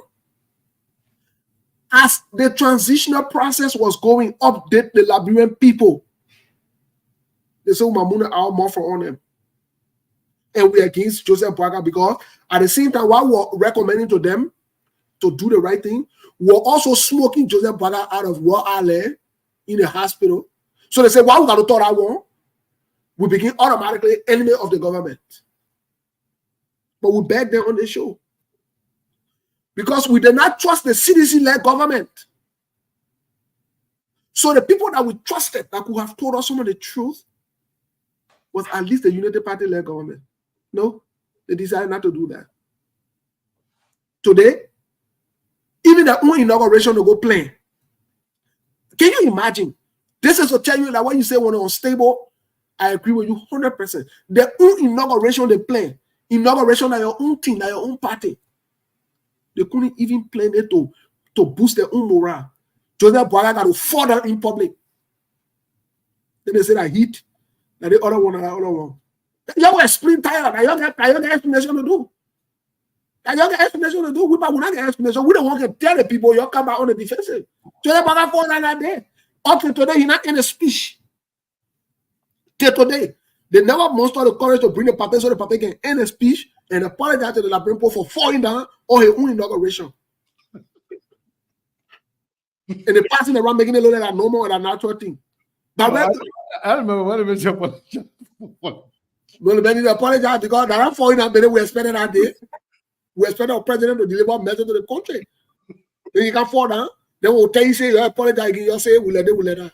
But now the man, so, no, to start the thing on the right footing, your monster, the courage, let the paper apologize, end the speech, let move the country forward. You'll say, you can do it. So we stay stuck in the speech. We're still stuck in the speech. Fast forward, the paper come to power. The inauguration, we forgave him. Finally, we gave him power because of older men. The older men stood in front of us, can't even reconcile the money that was given him. Can't tell how much they presented to him. They got to go through central bank, and we hear from Joey at the side. You know, the whole thing just look funny. Everybody just talking the other side of the story. The play I know say the people not serious, Mr. Kane. The play I know say the people not serious. Appointment. You put the other person in there, and you say, oh, we don't want to put it to the public. And when the public say, then we change it. You put the other person. It shows you that you are unstable. You got a right to appoint who you want to appoint. But you appoint John today for the other position, you appoint Mary for that same position. When we're talking, you're very well. So you're your own problem. Unity Party, you're your own problem. Your people who suffer with you, who help you bring you to power. You betray most of them. You play them. So that way we are now. You're in a sticky stage. You're in funny, you got funny face around you. So anything you're saying now, we got to scrutinize it. So you just so you can know. And you're not brought press secretary with you. You're not brought press people with you. Any problem? We will give you free press people. Any move Joseph Boakai made in your country, we'll tell the Labrador people. Imagine in Labrador, we can tell the Labrador people that, yeah, where we are well seated and planted. Let me tell you, Joseph Boakai go to the bathroom, we'll tell the Labrador people how many times he went to the bathroom. And y'all will be secret, eh? Yeah. Y'all will know. Y'all will understand yourself. Y'all will explain tire. The other one, we don't want to tell the Labrador before you're even talking. Going forward, we'll be letting the Labrador know what's your play-by-play description. Play-by-play description. Y'all will be forced to do what is right. And we yeah. Like Joseph Boakai hit the saw. We'll let Labrador know here now. We'll let you know. The other time when we used to withhold room numbers and we'll hold the other one number, we'll not withhold it again. We'll go in depth and in details. When you move on that next time, they will behave. And your things that you can play everybody will be on your the thing you will inside. Y'all will do right by the Labrador people by fire by force. We'll make y'all to do right by the Labrador people. And we're not doing it because we hate the Unity Party or because we hate Joseph Boakai. We want y'all to do the thing what you say y'all will do. We want y'all to do it. We want y'all to do it. Y'all will not make our country low funny where you get dignitary, then president further, then we will sit and let it go. We inside. Y'all will not make us shit go forward. Yeah. So Steve, I don't know if Monk is available now to say something, but no, I don't think more ready. Okay. So you guys, because we have about, I don't know if we're going to be opening the line, but before opening the line, like realize I wanted to let's get into some of those details. I beg you. on this thing then that we talk about. Yeah, they will open the line. So yesterday we told 11 people that the so-called War Crime Code document, it was not a document that will actually see or give birth to War Crime Code in Liberia right away. The way they presented this whole document issue, they try to make it look like Joseph Boakai has signed the War Crime Code document, then War Crime Code coming to Liberia now. Oh, Joseph Boakai have done something that never happened before in the country. No president have done this before. And just that's true. Joseph Boakai had done something nobody had done. Joseph Boakai tried to trick his own people. But in reality, Joseph Boakai is a victim. Again, I have told you this before, Steve. Joseph Boakai does not know what's going on. And even if Joseph Boakai get this clear, and I hope the people will play this video to him, because I know he'll be traveling. I know if Joseph Boakai is stable in the country, he can watch SKTV. I know that. I don't know whether or not they will see this video, but you should take it to him. Joseph Boakai being played. Joseph Boakai being played by certain people.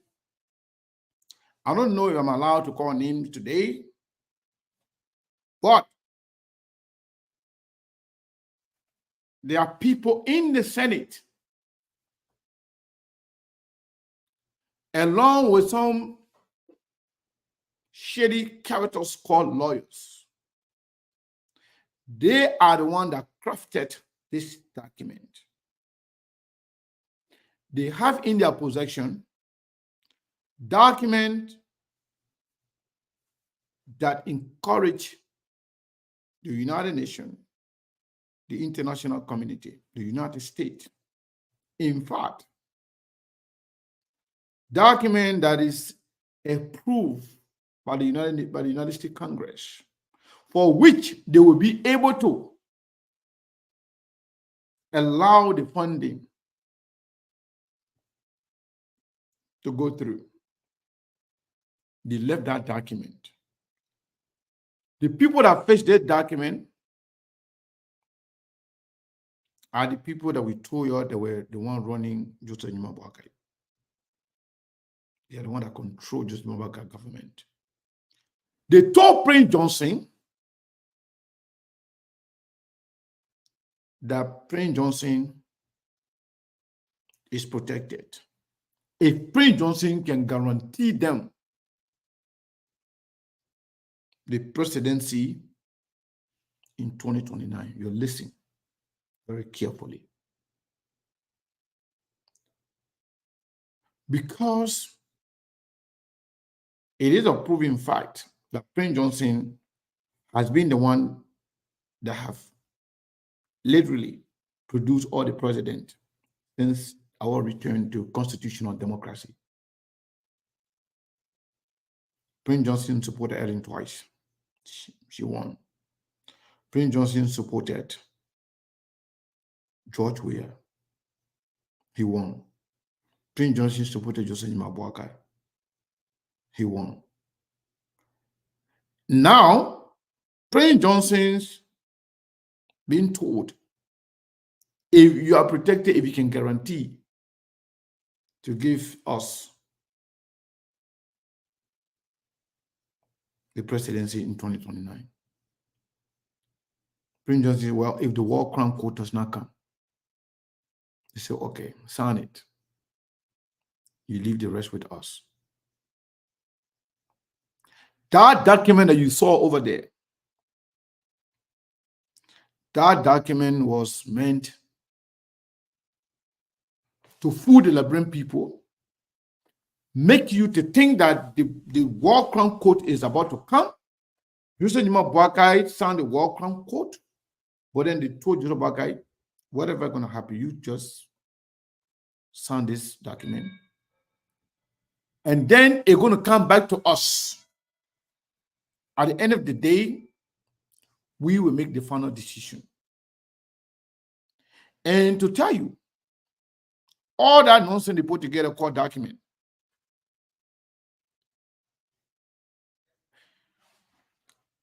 Many people are not reading the document. And a lot of people follow what everybody, thinking. Joseph Mabuakai understand the war crown code document, war crown coming to Liberia. But nothing coming to Liberia. Zero. Let me reiterate. War crown court under this arrangement, if we're going to go by this document signed by Joseph Mabuakai yesterday, you're not going to see anything coming to Liberia called war crown court. Not even the economic crowd. Nothing going to come. In fact, we are privileged with some information, very critical information. Do you know? I think I'm about to call names. Nyomli Kanga Lawrence, Darius Dillon, Prince Johnson, and others, especially those senators who were sanctioned. They are working together to do everything possible to avoid this war and economic crimes court in return for their support in 2029 to make Nyomli Kanga Lawrence president. Everything that you see is game. They are playing game with the Liberian people. They know very well.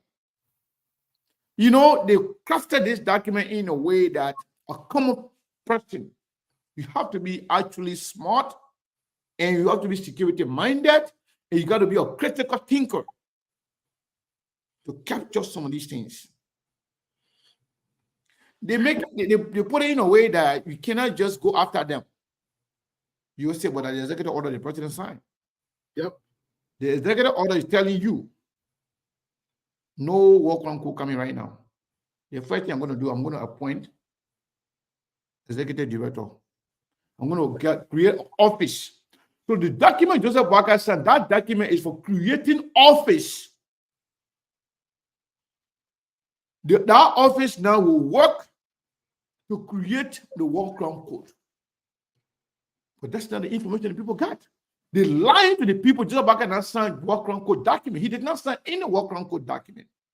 he signed a document, that document that is saying that this document will create the office of the War Crown Court. That we couldn't call that office of the War Crown Court, but that's not a court. And the person that's going to lead that office is the executive director that's going to be appointed by Joseph Nima Boakai. Listen to it. Smart, very smart people. And then they didn't just leave it there. That person that's going to be leading that office called War Crown Court office that's supposed to be creating the War Crown Court for Liberia, that person is going to be appointed by Joseph Nima Boakai, and that person is going to be reporting to Joseph Nima Boakai, Minister of Justice. So, down the line, if that person is moving too fast, the Minister of Justice can erect your points. He can say, we have legal concerns in this area. We have this, we have that. Yeah. The people are not stupid. But common people think, okay, Joseph Boakai has signed the document, and so that means war and economic won't come in. No. The document they signed, that document says, is Joseph Boakai going to create office for the purpose of creating War Crown Court? So that office now will work. He's the one going to appoint. What kind of who in Liberia, as corrupt minded as all of them are, who in Liberia you can trust that Joseph Boakai will appoint as executive director to create War Crown Court in Liberia? We have all the senators, and then to be controlled and be monitored by Joseph Boakai, Minister of Justice. Nothing coming to Liberia, zero. In fact, if SKTV is reliably informed, they will have some meeting here among them, thinking that will be safe, that will be secret, and nobody will know. But we already know that you're going to have the meeting. If we have the meeting, we'll know about the meeting as well. We're just informing you. So, Joseph Boakai government fooled the Liberian people. They lied to the Liberian people. This is not War Crown Court document. This is the document that they believe will create the office. And that office will be the one to create the War and Economic Crown Court for Liberia. In fact, they're very clear. You just need to read or understand and do critical analysis and critical thinking. They were very clear. They said this office, part of their responsibility, they will craft a legislation. They will do a legislation. Even though the Senate and the House of Representatives already approved Joseph Nima Boakai to carry on the War Crown Court, but they're going to make the document and say, okay, Joseph Boakai, what happened? Just create something, say War Crown Court. Even though that War Crown Court, create that office, let that office do their work. At the end of the day, that office too will create a legislation, send that one to the House of Representatives and the Senate. They still be arguing among themselves. Even if the House of Representatives approve it, they said, so long as the Senate not approve it, that means it's not a document yet. So they'll be going in cycle all the way we hit the next election cycle. And they will say, the country is stable right now. We don't want to carry on this thing and now wait after the election.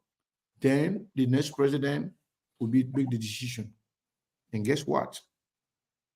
DeLong, just if you are actually following, you saw a post from DeLong recently when after the on the campaign on the county meeting when he said Fufu and whatever they call it in the Dome, I think they call it in Domo, whatever in Baso, it's not too far. GB and Domo, they're not far away from each other. So I'm supporting Nima County.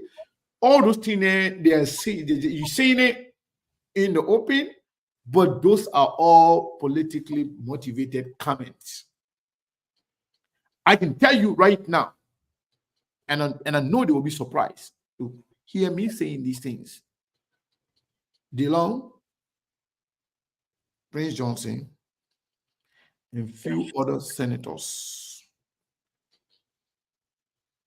are having periodic conversation and meeting. In fact, they are the one that coerced, they are the one that actually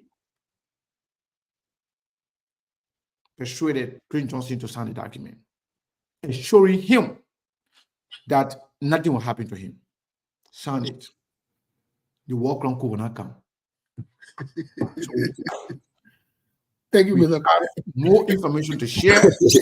We will withhold some of the information. Yeah, that will hold some of the information. Give an update, please, Sekou, before I can make the second announcement. Because we got a target today. Our people are told them all the time, we come to SKTV. We do the research for you. SKTV like a Chinese buffet. We do the research for you. We get the information. We serve you. The most you can do is to tip the waiters and the waitresses on SKTV, if there's one anyway, even though they are all men here. But at least tip SKTV, man, to keep the platform running. Because every day we come here, we do this thing, man. The least you can do So, if you say I should keep you updated, I only saw $25 earlier today before I even came on, and then after that, I'm saying only $10. That's it. Wow. And we're talking about $500 today. We ain't even get $50 here. We got 457 person watching from on screen. So there's not SKTV. There's only like SKTV folks. Let's do something. Yeah, so that's it. You got two people. Before we take one or two calls from Liberia, let me say this. You know, it was on SKTV that we said if Senator Darius Dillon does not proceed carefully, he will be sanctioned. We said it on SKTV, and up until today, we stand by it. Let me let Senator Darius Dillon and Senator Yomli Kanga Lawrence know something. There are some people who are connected. There are some people who know what's up. You keep running in circle, yeah. You keep giving yourself a hard time. And I get plenty to lose. And I get your children on this side.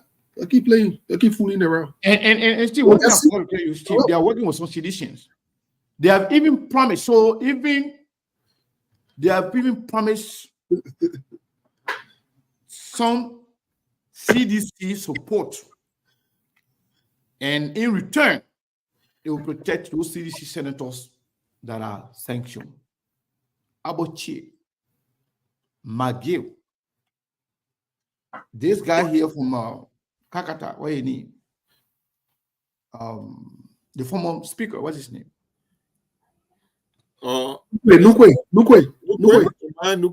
Nukwe. And this guy who was sanctioned from Riversedge, the Bokuba Jr. Yeah. They are all planning to betray the CDC for Nyombli if they can guarantee the whole idea of the economic crown could not come in. I'm just telling you, they've all been part of the conversation. And in fact, anyway, let me not say the other one. We'll keep that one for another day. Let me just come in for at least 1 minute, then we can open the phone lines. We'll open the phone lines. Sure. Yeah, Sekou, thank you very much for the information. If you say some senators have agreed to do this thing, I wouldn't say it's a lie. And I will not concur with you quickly too. Now, the resolution that came from the Senate, somebody I'm hearing, Sekou say we should please meet ourselves. Yeah, we should meet ourselves so that way we can have the background noise when somebody's speaking. Yeah. Now, the resolution that came from this, you remember the first resolution was signed by the representatives and sent to the Senate.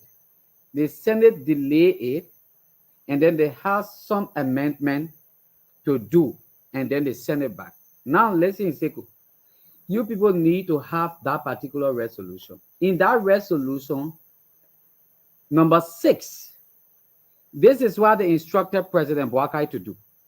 It came from directly the House of Senate, back down to the representative for concurrence, and it did. they instructed President Boakai to do this. That consistent with Chapter 2, Article 5C of the 1986 Constitution, the President shall issue an executive order to establish the Office of War Crimes within the Ministry of Justice and appoint forthwith a special envoy or officer in charge, duly certified by the International Criminal Court in The Hague, neither the African Court on Human Rights and People's Rights, or any other international court and tribunal within the relevant, with the relevant experience. Let's leave it there. So they are the ones who allowed President Boakai to do this. They in fact gave him the instruction. They told him this is what you should do. So why did they hold on it? The representative already signed it. They sent it to you. Why do some other amendment? Because of the play they have. If you look at it too carefully, there is a delay tactics because they shouldn't have done that. Yeah. Oh, so you coming around finally, right? So with this one, yeah, please 1 minute. With this one, when the document went to the Senate, former pro tempore Abachi, he was one of the presidents who to say that the president should go out publicly to apologize to the Liberian people, and they should have a palaver hot, reconciliation process. Because when that document came to him under President George Manoweah, that's exactly how they stepped on it. And look, let me say this with clarity. President Boakai, if you don't want to do it, don't do it. Don't start it. The international community, they are looking at you with eagle eyes. Nobody say you should go call Allen White to come to Liberia for the process. You yourself went and called you, say, come. They came and you started the process. I'm begging you. I hold your foot. I hold your foot again. You man not play game in the thing here and make other people look ugly that put themselves in the forefront. Because you are playing political circle. You're in a circle that you're understanding this. That Senate, how they call it, and that executive, you're taking how you're doing it too. We're backing you. In a much I will come small. We even know about you to stay here. We still talking for you to balance the particular show here. Your man not mess up too. We hold your foot. You will explain time, bro. You will explain time, no evidence. Let get called, yeah. Maybe one more want to say something.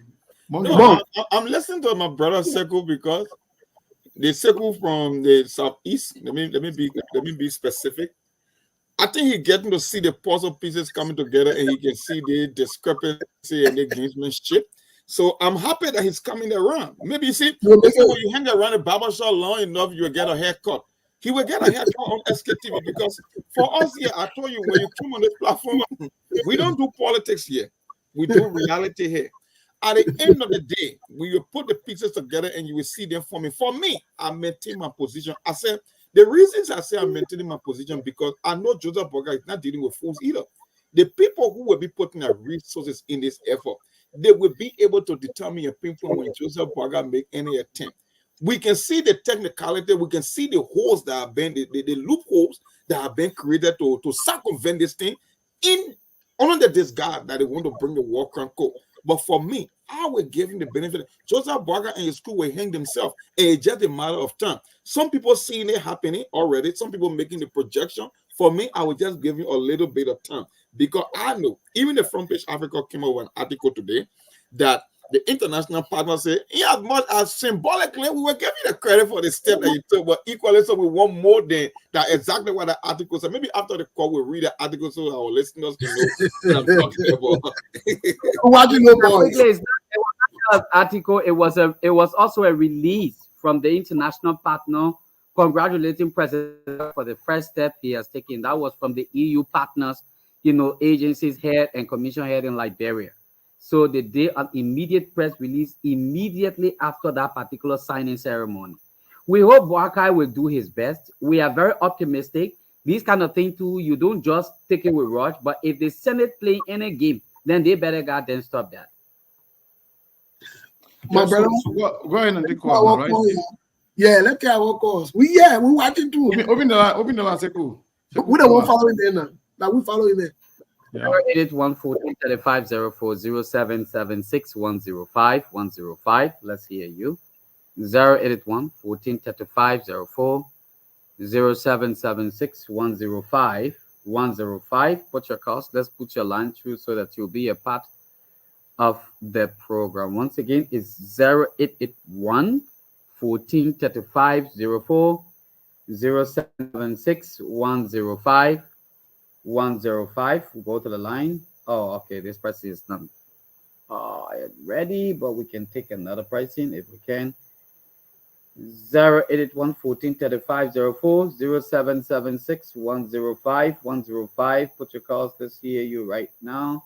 And we put your points through right here on this platform. We got a caller here. Hello. Hello. Your name, where you calling from? Prince from Zuedru.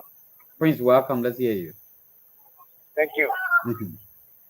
Thanks to the team with you tonight. The issue of Waka government, as one of your panelists said, that from President double time up to now, those good are following, nothing will change. I agree with him. And the issue of peace in this community, since the government take over, the issue of reconciliation is hanging in the truth. They are now able to reconcile this country, and the people of Liberia get observed them. So we looking and seeing, talking about road construction, all these one. We seeing them, but the major one is reconciliation. Not going to come on the table of the government. They don't have an agenda already, we know that one. But reconciliation is true matter about this country. Okay. Thank you very much. Thank you very much. Keep your calls coming to 081-1435-04-0776-105-105. We'll take this pricing. Hello. Hello. Your name, where you call from? I'm calling from Virginia County, Zoe City. Welcome. Let's see. And Welcome. Let's hear you. thank you very much. You know, as we already said, and we always say, if you don't want to do something, don't do it. If you want to do something, be brave to do it. You know, as long this particular war and economic crime code is based on this lawmaker, nothing will happen in Liberia here. If Joseph Boakai will say, I want to bring war and economic crime code and you want to take orders from the lawmakers, then it means that all the noise they were causing, we want war and economic crime code, we want war and economic crime code, your government will still be the Jawia government. Because at the end, maybe when our tenure are finished or the tenure is finishing, we the citizens will start causing us that the government fail us. Okay. But now anybody you talk, they will tell you say that's sedition talking. But they forgetting to know there is no sedition, there is no UP, we all are Liberian. Okay. Another thing, the city they were causing noise saying, and when Jawia was traveling, they travel with all his ministers, with all, and the city they said to him. So what kind of changes they are breaking now? So they shouldn't make Liberian look the fool. They shouldn't make anyone who put there, then we suffer 6 years again. So we need to see what to do, man. We need to see what to do. Thank you. We'll take another pricing. Hello. Good evening, Sheku. This is Frank Smith, Nigerian from Swahili. Frank, welcome. Let's hear you. Let me say congratulations to His Excellency Ambassador Joseph Boakai for the work he's doing for the country. Today, you can compare the Liberian people can grade the president foremost spending office 99.9% compared to previous government. And Sheku, let me say this to you. Ambassador Boakai, you only going to see the government organize well. Okay. Go ahead. Frank? Hello? Yeah, go ahead, Frank. Yeah, so as I was saying, you know, same propaganda work compared to George Weah. When George Weah took over, we got a guy from Voice of America, Voice of Liberia, Sekou Sherry. He needs to be tough on the government. And when George Weah noticed, he said, "Mama can't go to LNC." He closed the Bachelor Baka is not a test. He gave people room to criticize the government. Of course, this is how the government is looking. He gave room to criticize the government. And he will do beyond his expectation. Thank you so much. Thank you very much. Put your calls on 081 14 35 04 0776 105 105. Let's hear you. 081 14 35 04 0776 105 105. Let's hear you. We go to the line. Take this pricing. Hello. Sekou, Name, where you calling from? I'm JD Peter calling from Sano Road. JD, welcome. Let's hear you. Thank you. Yes, I've been following the program. I capture keywords from those guys that is in studio with you. One talk about Liberia is not stable. I won't agree with you. But anything that is stable will be right. For example, the word integrity is there in Liberia. Okay. If integrity was living, we will not have a superintendent that people argue against because he not show integrity by lying to the world. And we agree, yeah, this person will be the only superintendent. So the word integrity died at the Senate and buried in Green. One. Two, we talk about Liberia is not free. For me, I'm not looking about physical free, but one of the panelists said, yes, Liberia is not free. Everything that he lay off, a free country will not behave like that. Okay. So we work for the hundred they delivered. Thank you. Thank you very much. Thank you. Let's take another person. Hello. Hello. Your name, where you calling from? Yeah, I'm Prince Yone, and I'm calling from Granger's Regiment. Yone, welcome. Let's hear you. Thank you, Sekou. You know, sometimes it's very much disheartening to the extent that we have panelists who are not even in Liberia, but they will just sit there and Liberia is not safe. But sometimes I don't know what is the contribution they even bring back home, and I don't think those people even that are on that platform, they have relatives, they have family back home. Okay. But what are they contributing? So tell me now how you got over there. You left from this country. What is your contribution back home? But you only sit there and just criticize that everything is not well. But what is your contribution? You have to say, you know, we Liberians, to the extent that Sekou, you can't compare. But when it comes to the Ghanaian, the people used to hard work. But you know what? In Liberia, we love big shows, just big mouth. We talk. But when it comes to implementation, doing something, it is hard. We are not used to the hard work for Ghanaians, the both of their country, because they don't depend on government job. Thank you. They don't depend on government job. But in Liberia, we depend on government job. I only think government. But it is very much disheartening the low platform guests. I don't think it's good for them. They should change and try to improve themselves and even back home. All right. Thank you so much. Let's take another person. Hello. Hello. Your name, where you calling from? This is Moses calling. I'm calling from the Bushwater Island. Okay. Moses, welcome. Thank you very much, Sekou, and all the panelists. But you know, like my brother said, the fellow who are asking what Liberia get to offer, I want to ask you, Steve, what do you have to offer? What have you offered to Liberia? You can be sitting up there and denigrating our country. If you are up there and you feel that you have no input in this country, you just keep to yourself. But you know, you and I know Liberia got a lot to offer to the world. It just has been bad leadership, and this leadership that is in power, we pray to God that it succeed.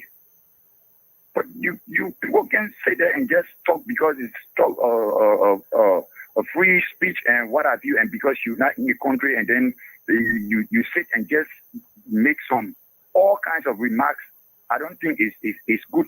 President Bola has spent just 4 months in office, and he's trying to do his best he can. He has done nothing so much yet. And then you people are just saying all kinds of things that you are in the country and you are investing to the country or you are doing something. I think you have to make your platform more responsible, and that people will be able to learn something good from you than to bring disgrace to the country. Thank you. You all are disgrace, part of the disgrace to Liberia. Because you don't, I don't think you have anything. Listen. You can't keep that fool on, continue to insult us. It's very, very stupid. Let's take another listen, let me say this. When somebody starts to go off track, instead of discussing the issue, try to insult people. You don't even know everybody. You're talking about what people bring into the country. You know what we bring into the country? Bringing information to you.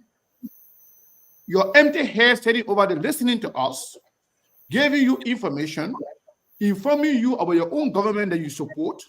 You don't know anything about the government. That's exactly what we're bringing to you. You don't even know our investment. You don't even know our connection. You don't even know what we have in the country. You don't know everybody. Because you have the opportunity now to come to the phone line, it doesn't mean you should come and insult us. All you can do, give your opinion on what you think the government is doing right, and then debunk some of the statements made by our partner, our our people on the show. The panelists can say anything they want to say. You have the right to come and debunk it. Instead, you come here to insult us. We'll not give you the platform to come and insult us. We got a lot of good people, responsible people that listen to this show. You are talking about responsible.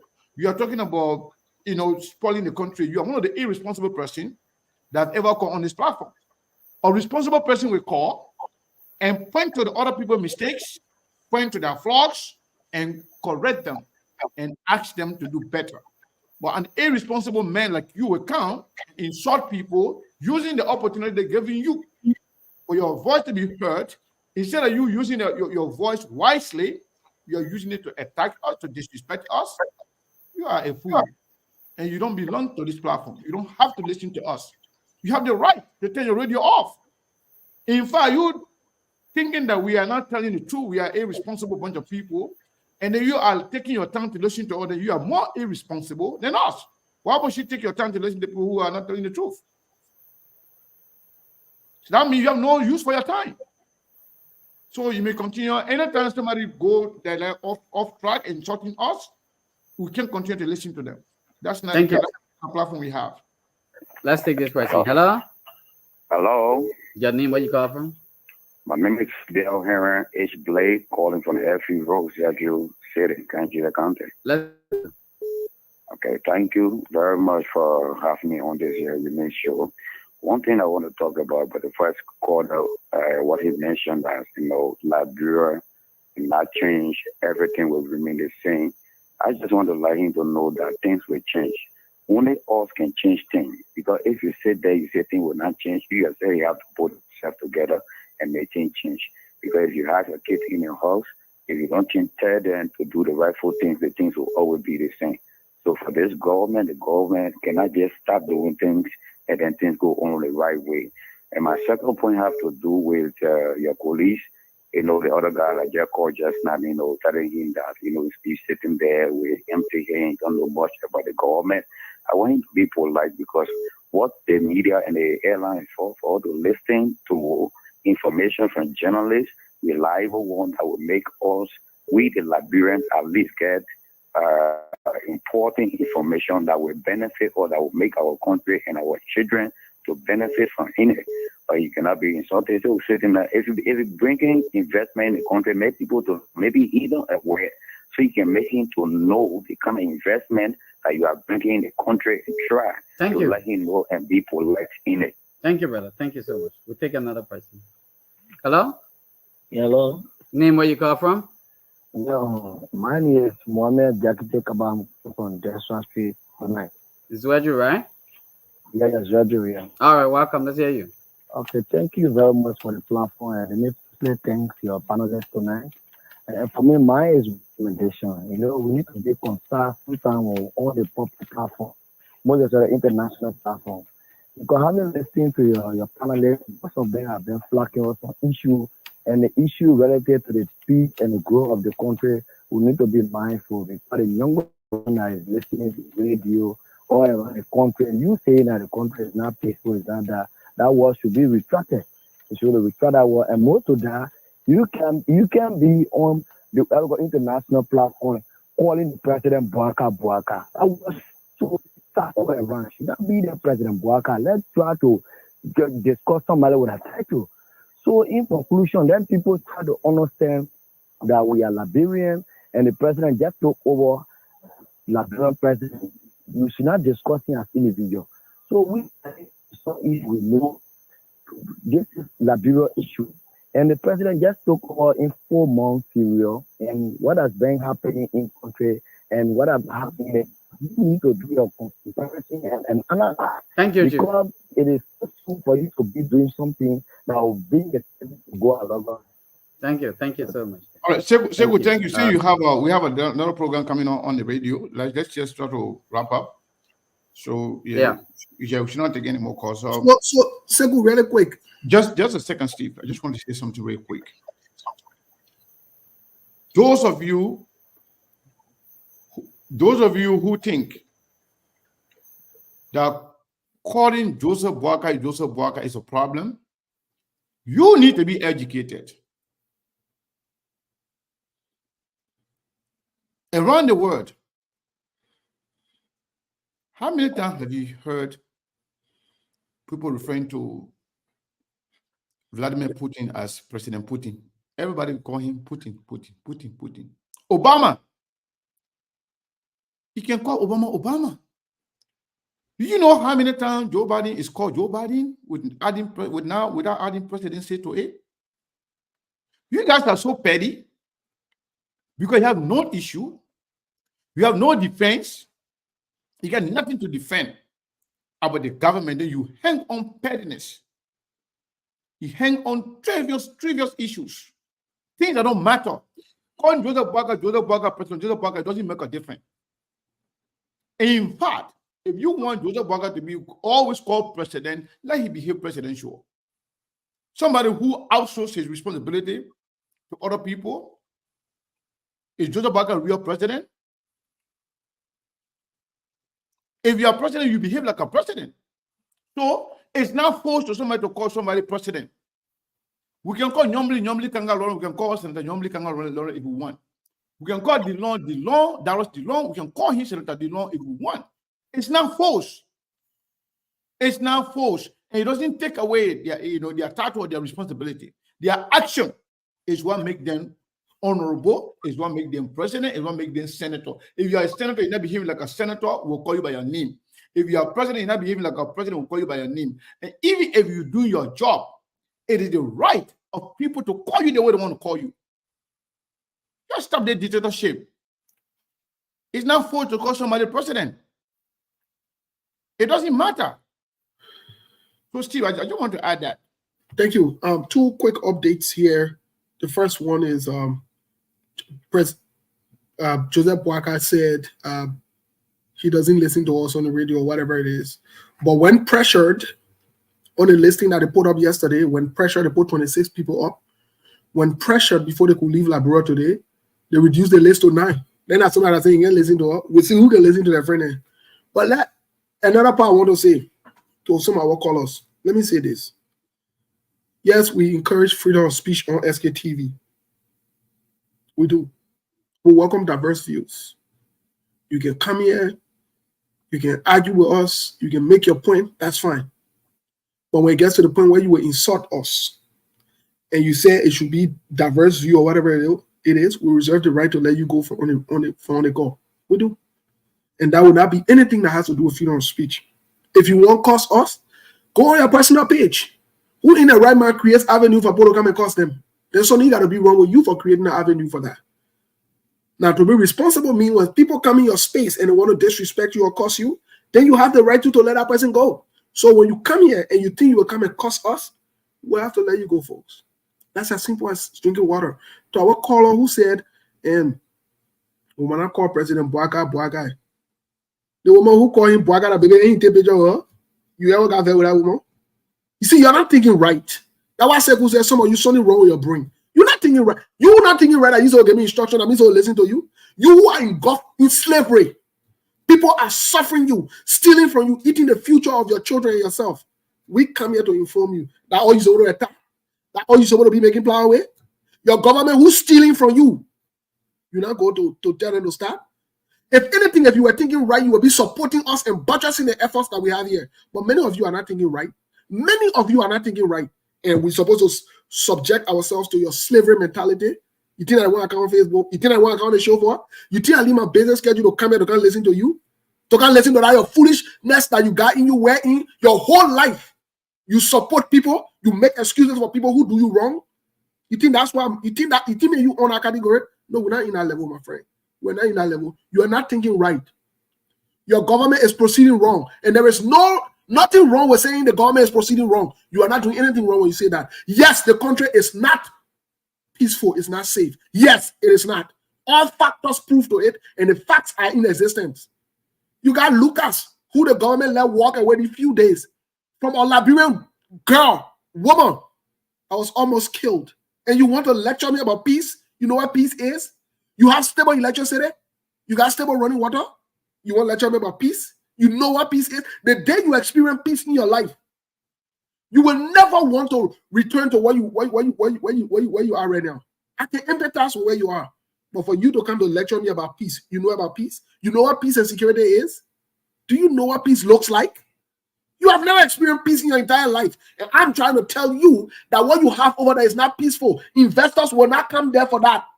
And people are just getting Kinjaw. Liberians were getting Kinjaw. Dala. So there's no peace. There's no peace. And when we say it, and you say we're the bad people, and woman, you want to tell her how to talk. You understand yourself when you tell me how to talk. You better go position yourself. Listen, I'm not against you in your sycophantic, praise and worship, slavery mentality. Please don't get me wrong, I'm not against you. But for you to think that you can convince me to follow you in that mindset, you're wasting your time. Because I passed that level long time. Let me tell you something. What I'm praying for is for you to have the opportunity that I have. And that's why we come here every day. For your children and grandchildren and great-grandchildren to have. That's all we are saying. We don't want nothing from government.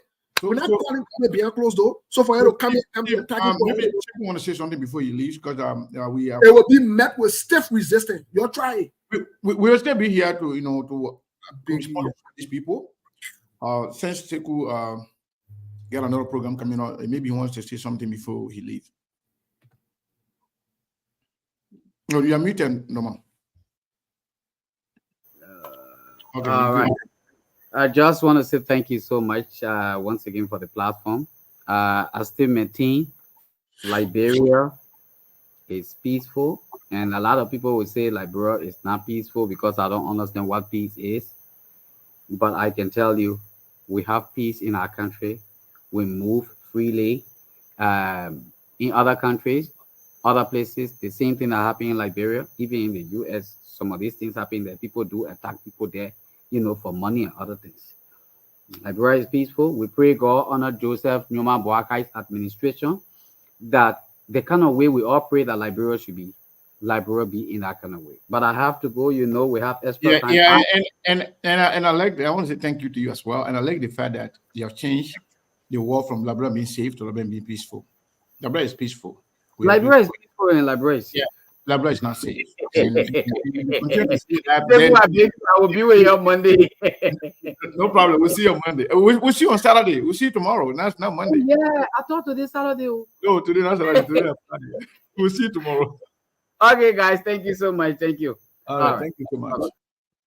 So yes, I'm glad that Seku say Liberia is peaceful. Yeah, Liberia is peaceful. As long as there's no war in the country, nobody fighting each other, there's peace. But is Liberia safe? No. Is Liberia conducive for investment? No. Is Labrador corrupt? Yes. Do we have government in place? Yes. Is the government functioning properly? No. Do we have a justice system? Yes. Is it functioning properly? No. So we have to be honest with ourselves and be honest with our people. Tell them the truth. And we should not sugarcoat things because we want to gain favor or sympathy from certain people. Abroad is not safe. We have no justice system. And I said this is now the making of Joseph Boakai altogether. Joseph Boakai inherited that situation in terms of the country not being safe. The justice system, Joseph Boakai, he was part of the problem that created the bad justice system. And Jowiakim inherited it, and Jowia made it worse. And Joseph Boakai came, he's not doing anything to fix it. Nothing whatsoever. Let's be honest. Liberia is the only country we have. And the best we can do for Liberia is to be honest to each other and to the country. So that at least, those who we consider leaders will change. So, Monk, we have had 3. Yep. You want to give us an update? Yeah, we have 3 people since the last time. We have we have one, somebody said $15, $40, and $25. So yes, we have 3 people. Since how far we are in terms of target? Yeah. I want to say something before you leave. If you, let's say, if you add 15 to 25, that's 40 to another 40. That's $80. $80 plus. Let me see. Yes, plus 25. That's 105. That's 105. And then let me go to the, okay, let me see. Yeah, and then plus 25 again. 130. 130. So let me go to the other cash app. There's nothing on Zelle. Well, yeah. So, and then 15. 145. And then 10. 155. Yeah, so far there where we are. That's way shy of the number. So, like you said, we'll do it tomorrow to continue so we can meet that target. Because this thing is becoming a trend. Our people, they need to show up, you know. That we'll call it generous contribution. Nobody is putting no pressure, but when you appreciate the work people are doing, you need to respond to give them that energy and that zeal to keep doing what they do. I keep telling folks on the show. The reason I can tell you, I know our people. Look, if we're here for gossip, if we're here for extortion, if we're here cussing man, because we will raise thousands of dollars. But just because SKTV refused not to take a side in politics, no, they would stay home. There will be a few people who will show up that will believe in the cause, but the vast majority of them, like I said, everything about Labrador is like a classical. It's Barcelona versus Real Madrid. Yeah. So another person just sent 10. So that 160, right? Yeah. 165, if I'm not mistaken. I mean, we would do this. We would be here. We would try our best to keep informing people all the time, but you guys need to step on your game. You got to show appreciation for what SKTV do every day. I mean, people come here, our guys. All right, another person sent $50 on Zelle. Oh, so yeah, I started talking. People just start coming in. Maybe I should keep talking and keep reminding. Yeah. So yeah, that's the first one on Zelle today. So that's yeah. I saw $50 coming. I didn't even see the person name. I saw it coming. Let me check it out. Yeah. So you know, Sekou, one thing I always say on this show, right? Mm-hmm. Our people, right? Mom, before you say that, you should put that number together. You were at 165, right? And then yeah, 165 plus 50, then it will be $115, right? Plus 50. 200. I mean, 200 and $215. So we get $215. So we got what to go? How much to go? So we get $285 more to make that 500 target. Yeah, 285 to go. Yeah, but continue and say what you were saying. Yeah, what I was saying is our people, you know, the reason I keep reminding you got to step up when you believe in a cause, when you believe in something, it means you can go beyond the call of duty to do what you need to do. We target anywhere on the social media platform between 400 to 500 people a day. Hello? Yeah, Steve, I think you're muted. Yeah, Monk, I can hear you. Go ahead. I hear you. you. Can hear me? Sekou left real quick. He'll be right back. Go ahead. Oh, yeah, I was just saying something to our people. We come here, we do this stuff every day. We go beyond the call of duty just to bring you some of the information and some of the insider games that happen in government. People don't understand. Government is a complicated bureaucracy. They got people who wanted to keep it that way at your expense. So if you got people who will go beyond the call of duty to dig out information, to bring you credible information, the most we can do is to respond. And we target anywhere between 400 to 500 people on the social media platform. I'm not talking about the radio. The radio part is hundreds of thousands all over the country. So we don't want to put pressure on anybody here. Like I said, a general contribution. You come here once in a while. 4 weeks in a month, we only collect money here on Friday, except there are other emergency.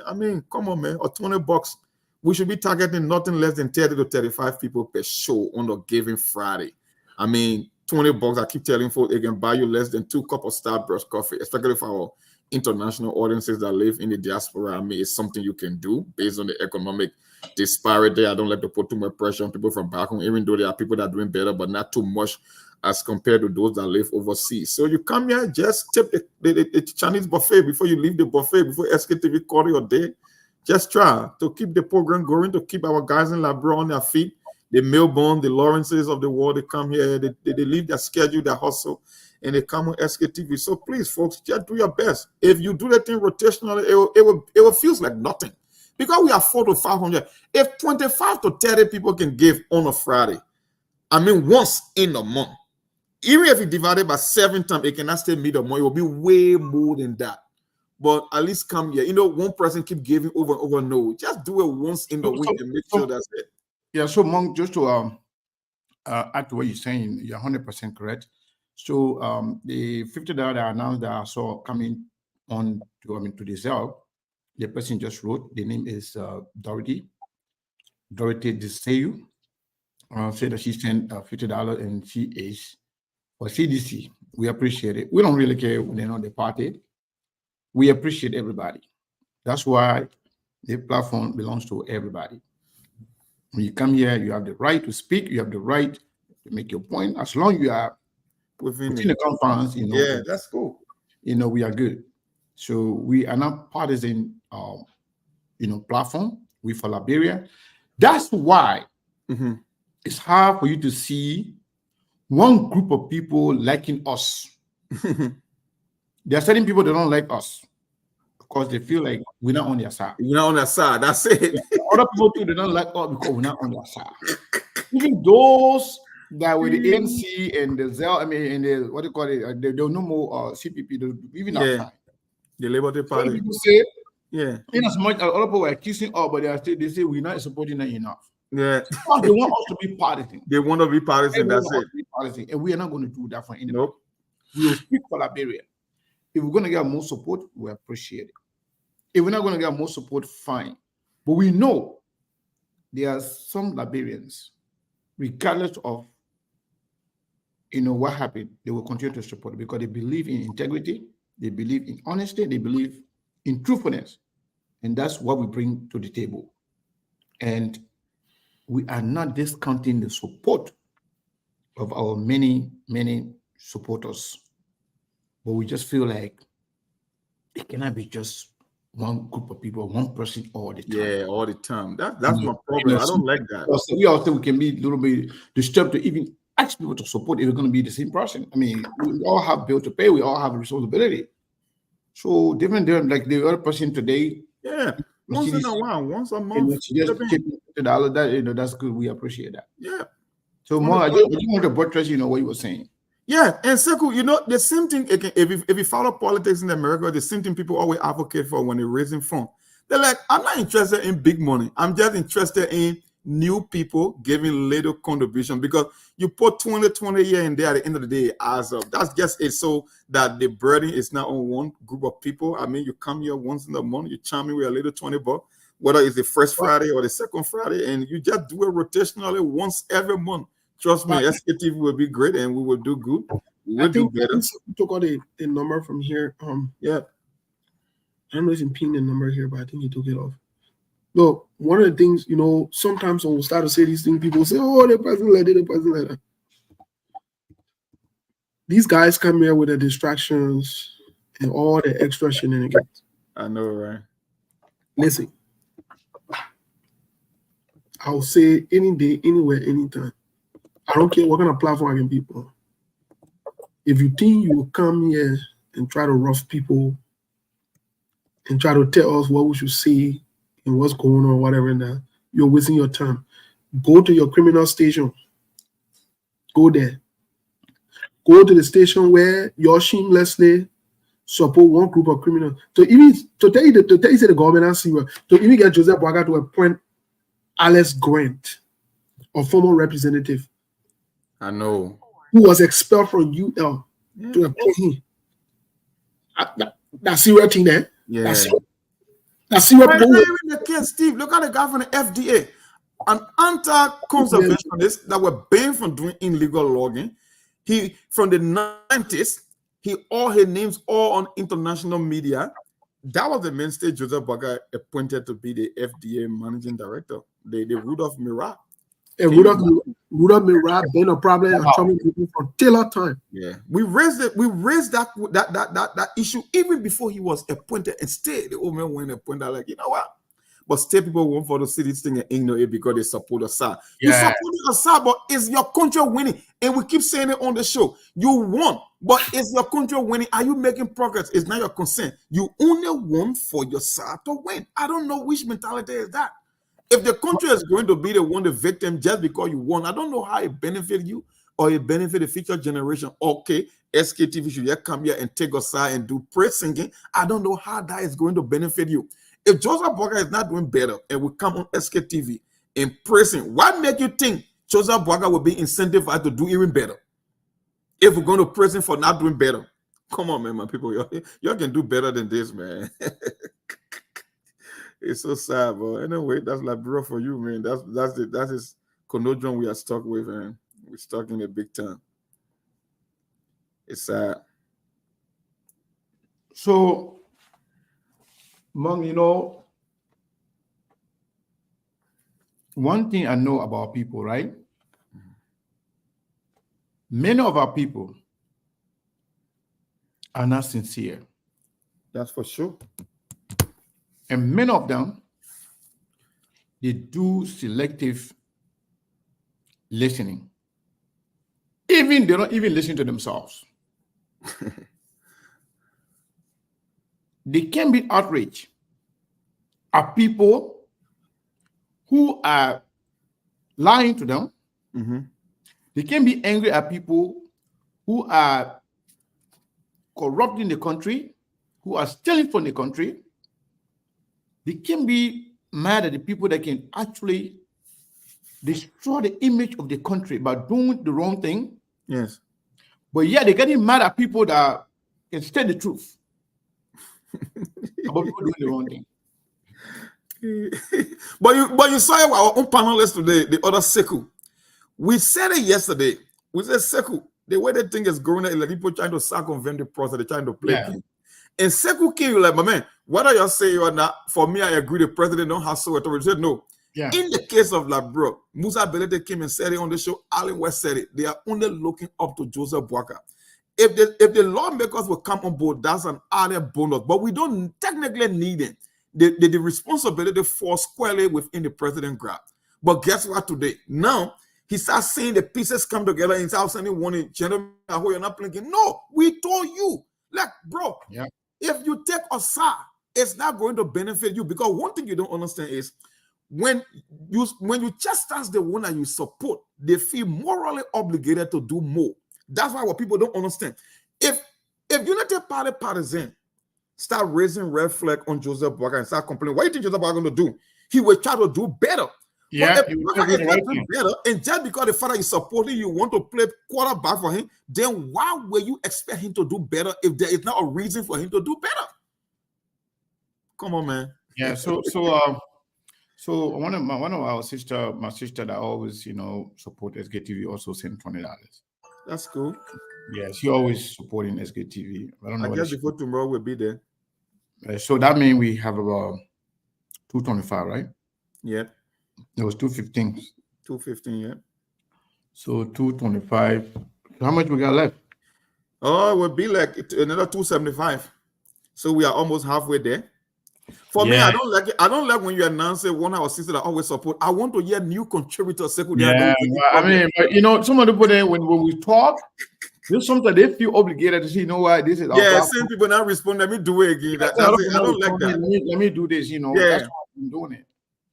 You know, I want to even hear one some of the, strange name coming from you, like people that have never contributed before. They are doing making progress. for example, one of the name, first name, Felicia, right? Mm-hmm. That person always done it, not only every Friday, but every time we ask for something, that person always done it, right? Yeah. But even when they see like people are not responding, they will still do the extra. There are people. There will always be people like that. Yeah, so they go twice. There are few people that can do that. Just thought of one of their name. You know, if they see that people are not responding, sometimes they will go twice. To motivate it, the process. Like, even though we like the money, but it can embarrass me. No, I don't like it. I like new contributors. I don't like that. I don't want everybody to overburden themselves. Yeah. I want everybody to be able to support and contribute, not just one person or one group of people. That's not. It doesn't work like that. For example, my camera was muted, right? My camera was closed. Was closed. You were not seeing. You were off the screen. Yeah. And Monk's camera is off. When Steve went off, that's why whatever I was doing, I stopped it. Because we can't just leave everything to one person.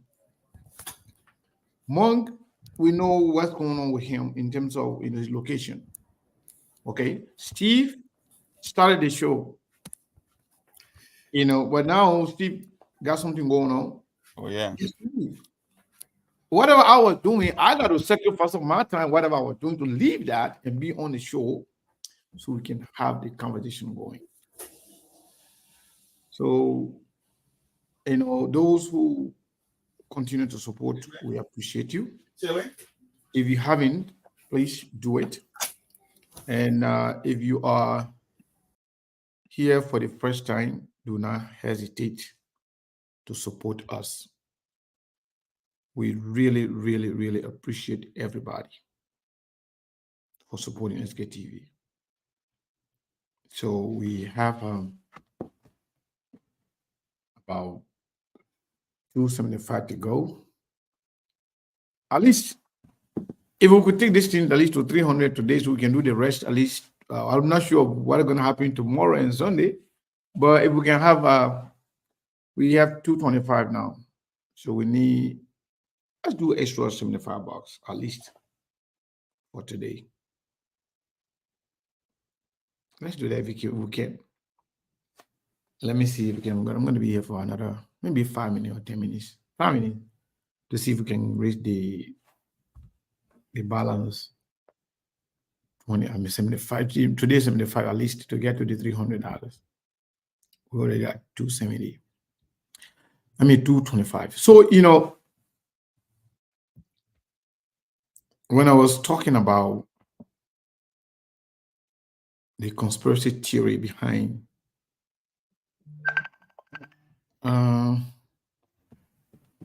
hold on, I think Monk is back on here. Yeah, I was in the back. Yeah, so Monk, while I was talking about, I was saying that at least if you can try to reach it to 300 today. Hold on 1 second. Well, Monk, so while I was talking, if we can try to reach it to 300 today, somebody said $100 just now. Oh, what happened? Why Monk stuff keep going off? You hearing me? Yeah, Mo, I was telling you. Remember, I said that we had like a 225. We need at least let's try to reach it to today. Yeah. So somebody now got very say, you know what? Let me put it in the $100. It's good TV. So the person just $100. So what we are now? So there's 225, 325. Then we might as well just close the $500 today. We can get an extra 15 minutes. We can do it, but yeah. So while I was telling you, All right, yeah, another person sent There we go. another person sent $25. That's it. Just a little, just chumming, just something little, it will add up. That's a law of compounding. Okay, that's 350. Yeah. So Okay. we left $150. We can do the $500 today. Okay, let me say this. Yeah, one of the person that I talk about today, they always send multiple times. Sometimes they want us to get to a certain point, Yes. and that person sent us extra $60. Jesus is Lord. Yeah, so now you are at 410. 410. So we can do that's $90, right? Yeah, No, 400. or 140, right? You said Yeah, 14? 410. No, just No, 90 we bucks. only have $90. Yeah. That's why I'm saying we can do the $500 so that we can get an extra 15 minutes of free content. Yeah. So yeah. So what I was talking about, while I was talking about, you remember at some point I said I didn't want to call names. Uh-huh. Okay. One of the senators tested me. Mm-hmm. Call name.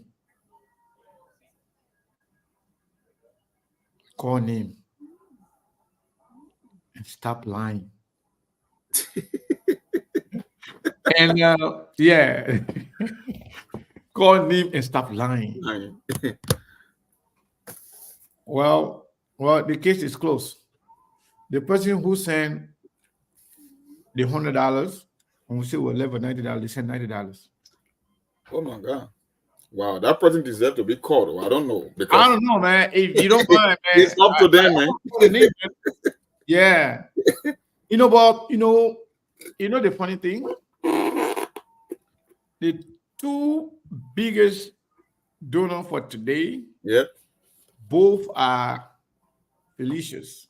The names wow. are, yeah, but it's two names spelled differently, but in the two different last names.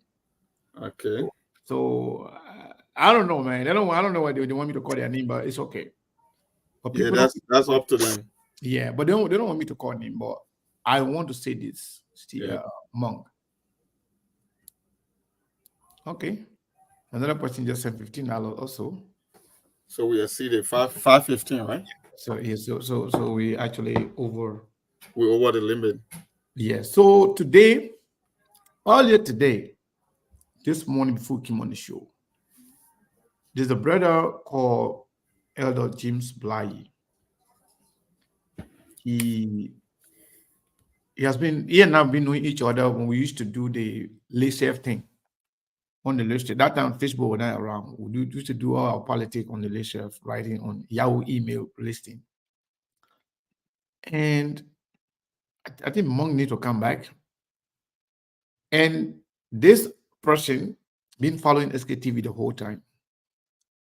So yesterday, from one conversation to another, the person told me, well, tomorrow I will send my support to SKTV. So this morning, before we came on the show, he sent us $100. And guess what? That $100, before I sit behind this computer, out of that $100, we only had a $10 left in our account because the demand for data was kind of disturbing me. So I just, let it go. It was a blessing. And he said, I don't care if you call my name. Yeah. So Elder James Bly, a friend and a brother, want to say thank you. We appreciate you. And those of you, let me say this. Mom, for some reason, your internet today is tripping. They show you, but it's saying something different. They're saying that the device not connected. So, Mom, you might want to go off and come back.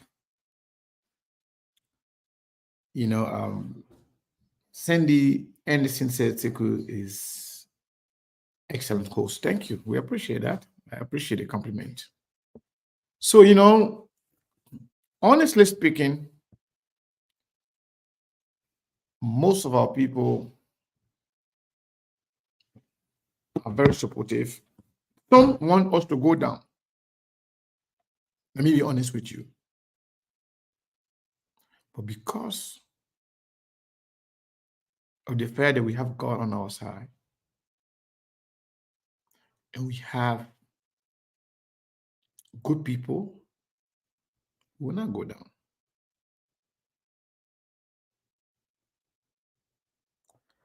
You know, when we talk about our leaders, especially those in the Senate and those in the House of Representatives, some people can be really, really, really angry. Most of them can watch. They be sending me funny messages. Some of them been attacking me.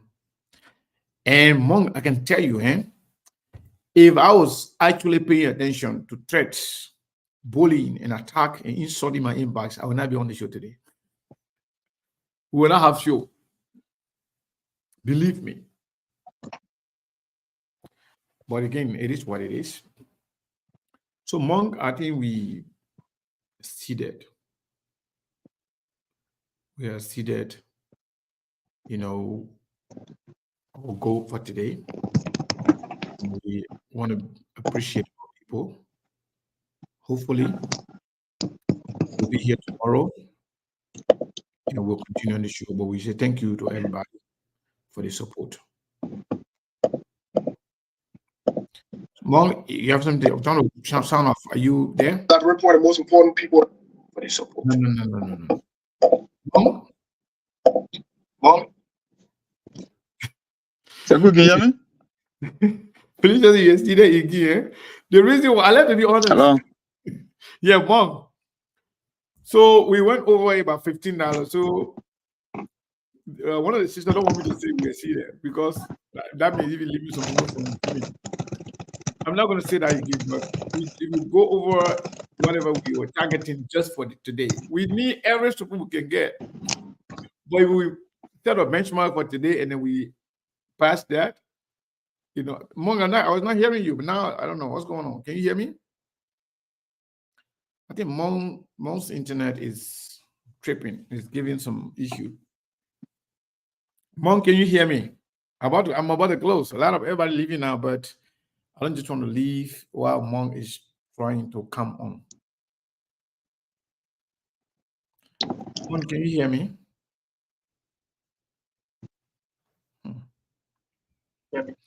Monk, can you hear me? I can hear you, Sekou. You hear me? Yes, I can hear you. Monk, can you hear me? I can hear you, Sekou. You hear me?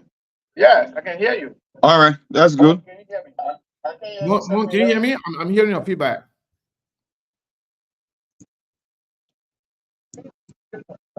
You can hear me now, right? Yes. Can you?